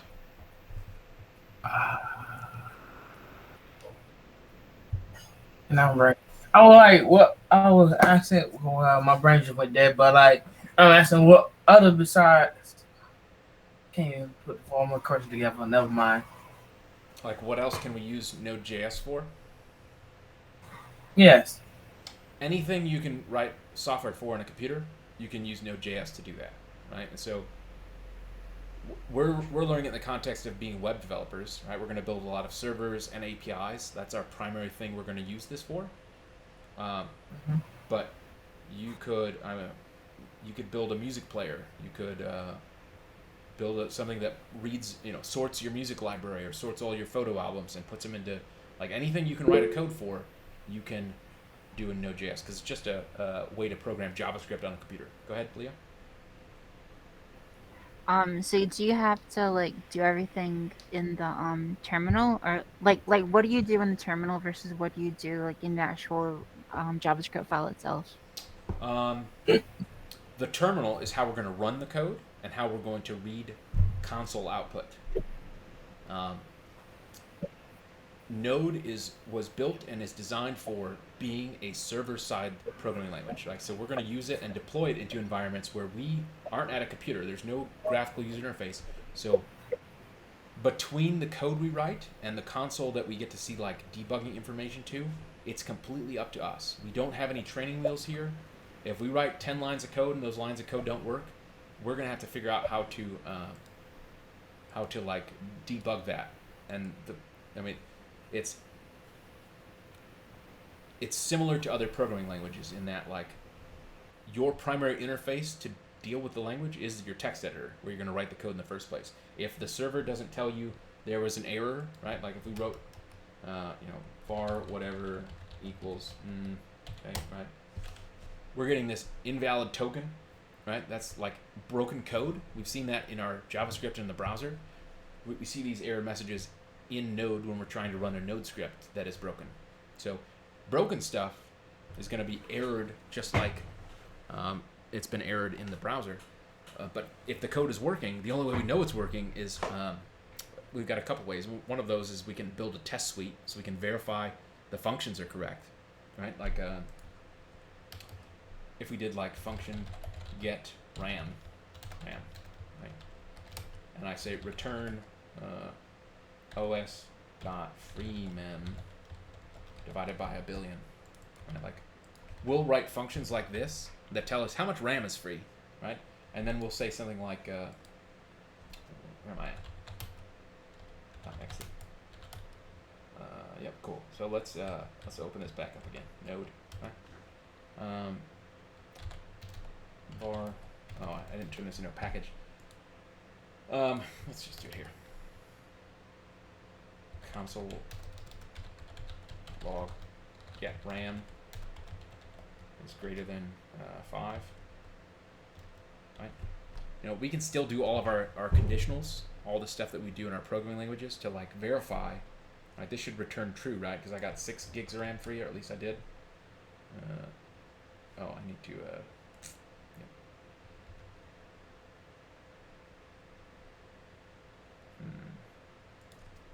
Enough RAM plus.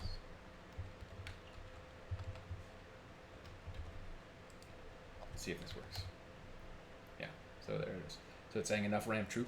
Like, we're still responsible for writing code because, like, we're not working in a browser here. We're working in a programming language, and there's it's up to us how that programming language, like, what are we outputting, what are we inputting, and that's why console.log is still your friend.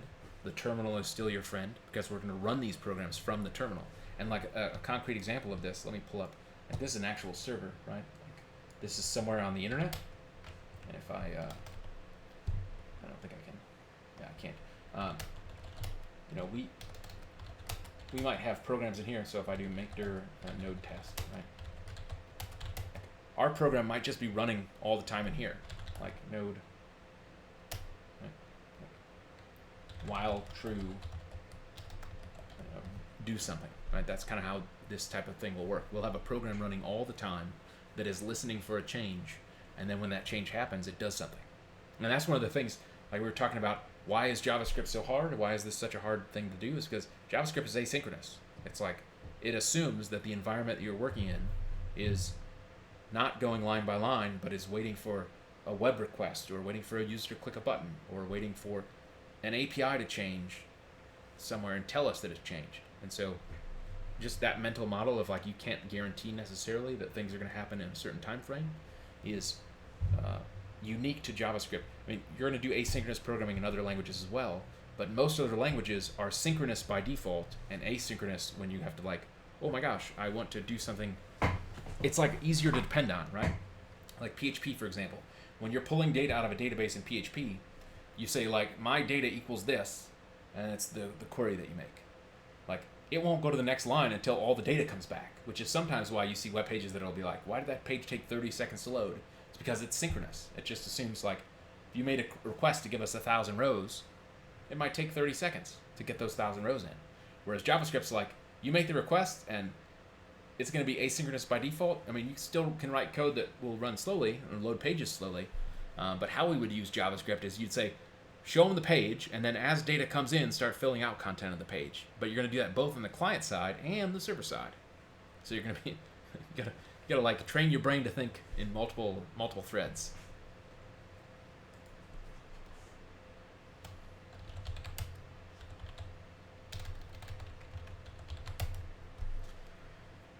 Cool. Any other questions?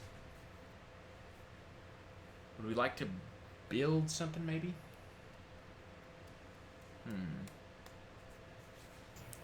Okay, so what we could build, let's say email server. Can you build an email server? I could be the email server, but that's a little bit complex because you'd have to read the RFC to get the email format. But there's probably let's use that as an example. There's probably an email server node module. Yes, go ahead. Can we just use what's it called? It's like X something to pull the emails back and forth. It's X. Hold up. Let me go back to home. XRHR. To pull the load data. I never heard of XRHR. I don't know what that is. Oh, not X. My bad, but I think I'm breaking out. I mean XHR. XML HTTP request? Yes, and use that for the email transfer, for the email question, email back and forth. No, and the reason is XML HTTP request uses the HTTP protocol, Hypertext Transport Protocol. That's what websites are. Email is its own protocol for how email servers communicate to each other. They communicate on port 25 or port 667 or whatever ports they use, and they use a different communication format than HTTP, which runs on port 80 or 443. So those are two separate technologies. We could write using Node an email server that listens for requests and stuff and handles communication with other email servers, but then we'd have to translate that into a web request so that our web server could communicate with the XML HTTP request. And that's probably a little too advanced to be useful at the stage we're at now, but it's possible, 100%, especially now that we know Node. Right, we could even, there's probably already like a SMTP, so if we wanted to make a quick Node email server, that would be an email server, right? Like this module exists. Right. And it's got its own documentation. And it would turn on a server and let email communicate with other, we could send email to Gmail and stuff. That's one of to me, this is like the secret sauce of what makes NodeJS useful as a programming language is the fact that NPM exists. There is a module for literally everything. Anything you could dream of, somebody has built a module to get you there as quickly as possible. And we could do if we wanted to send mail, right? We wanted to send mail out instead of being an email server ourselves. There's a mail function that is, that has been here for 10 years. And all you're saying is, here's the server to connect to, here's my username and password, and now I can send an email with a from, a to, and a subject, and a body, and then send it, right? 8 lines of code, and now I'm sending email in my program. Another great example is Twilio. Twilio is like, I've built multiple companies just using this Twilio library, and Twilio is a service where you pay a couple dollars a month, and I can send and receive text messages and phone calls. Right? And this is as easy as it is to use, right? Do they have a simple example? But yeah, like 7 lines of code and I'm sending text messages. That's pretty cool. Twilio has probably got 60,000 lines of code in it. If we look, let's go here and look at their source code here. Right. What do we got here? Index.js, let's go there. Okay, they require this lib folder. Gosh, they got so much stuff in here. Yeah, so they're creating a whole bunch of modules that let us, make and receive phone calls. So let's look at that.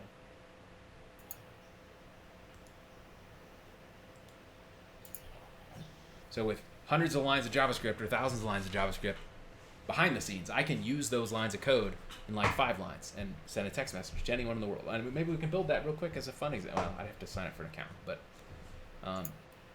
like that's super easy. And you can do that kind of thing in any app you want to build. Like Andrew, if you wanted to have, your example of your golf app is a good one, right? You got this wonderful golf system that's tracking your shots and stuff. Now you can hook into Golf Now, that one module, so you can make a reservation, and then when your tee time comes up, it could send you a text message being like, "Hey, you better be there," and you could use JavaScript's navigator.geolocation attribute to say, "Am I at this spot yet?" If you are within 1,000 meters of the golf course, it doesn't send you a text message, and if you are not within 1,000 meters of the golf course, it could be like, "Your tee time is coming up in 15 minutes. You better leave." Or it could send you a text message like, "Hey, your tee time is coming up now," when you're on the putting green, to let you know that like, "Hey, it's time to go start golfing." Another good example is, companies will build like a booking or a reservations service for like Open Table or something like that, where that system behind the scenes is probably using code like this that says, "Hey, I've got a database of reservations. When the time approaches that reservation, I'm going to send a text message that says, 'Hey, do you still want this?' Reply with yes or no to cancel. And if it cancels, then it cancels the database." Like all of this stuff that we can do is really just understanding the fundamentals of input and output and data storage. There's all of programming can be boiled down to that, like those 3 concepts: input, output, and some way to store things.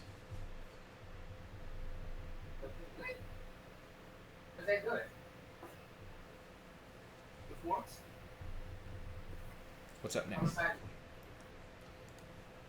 Tomorrow we're going to take a little bit more time looking at the URL object. We're going to use that a lot in our websites and building servers, specifically for. It's similar to the file system stuff where we're looking at like path name and getting the extension and all that stuff, but we're going to look at it in the context of what does a URL look like? How do we get the parameters out of it?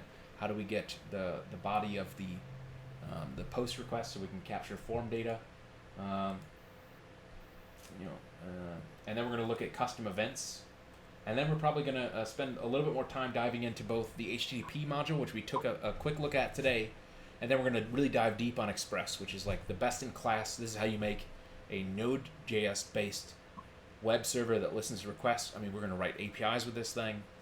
It's an excellent module for this kind of thing. It's very flexible, and it has a lot of functionality that you'll need to build just a server that can sit there and you can just trust that it's going to listen for requests and make things happen. Maybe we'll even just have some fun and maybe make a Twitter bot or something like that. That'd be pretty fun too, huh? Almost all of programming is distilled to like look for some data to change and then do something and then notify somebody. Like that's 90% of programming. Wait for a file to show up in a directory, and as soon as a file shows up, process it and move it to another directory. We were talking with Wayne last week about like what government work is like. For 10 years at one of the 3-letter agencies that I worked at, like that was my job, was processing large amounts of text, waiting for something to happen, notifying somebody when an event was true, and we're just making like, if you think of it as like anything that a person would normally do, which is like, if you can distill it into steps that a person will do, you can replace that person with a couple lines of code. Andrew's example of the golf app is a simple one. It's like he's already tracking his shots, and now we're saying let's make an easier way to track his shots and then give him better data and insights. He can write all that out on paper, draw his own charts, right? Like we're just going to do that faster. Bless you, Leah, if you were sneezing. I swallowed water through them. Oh, okay, well then I'm glad that you are still breathing. Don't jinx it. Okay. Okay. Wait. What else do we want to talk about? We're breezing Yeah, through this fine. week, but it's good. Like we need to start putting this stuff into practice. Yeah, go ahead, Gregory. Do we have time to discuss the homework a little bit? Does anyone else, or do we need help with the homework we had today? Or did everyone feel pretty good about it? Maybe we just go over I some can do it solutions. definitely. I Woke haven't up at finished it 4 yet. o'clock. Oh, okay. Yeah, same here, Shreya. I just couldn't get the button to work. I've got all the stuff on the page. I feel like I'm this close, but it's yeah. All right. Well, maybe what we'll do is, Andrew, if you don't mind being the peer review person today, you can share your screen, and then maybe Okay. everyone else here can see what you did right and see what, and maybe they can provide feedback on getting the button to work. Hopefully Okay. there's something.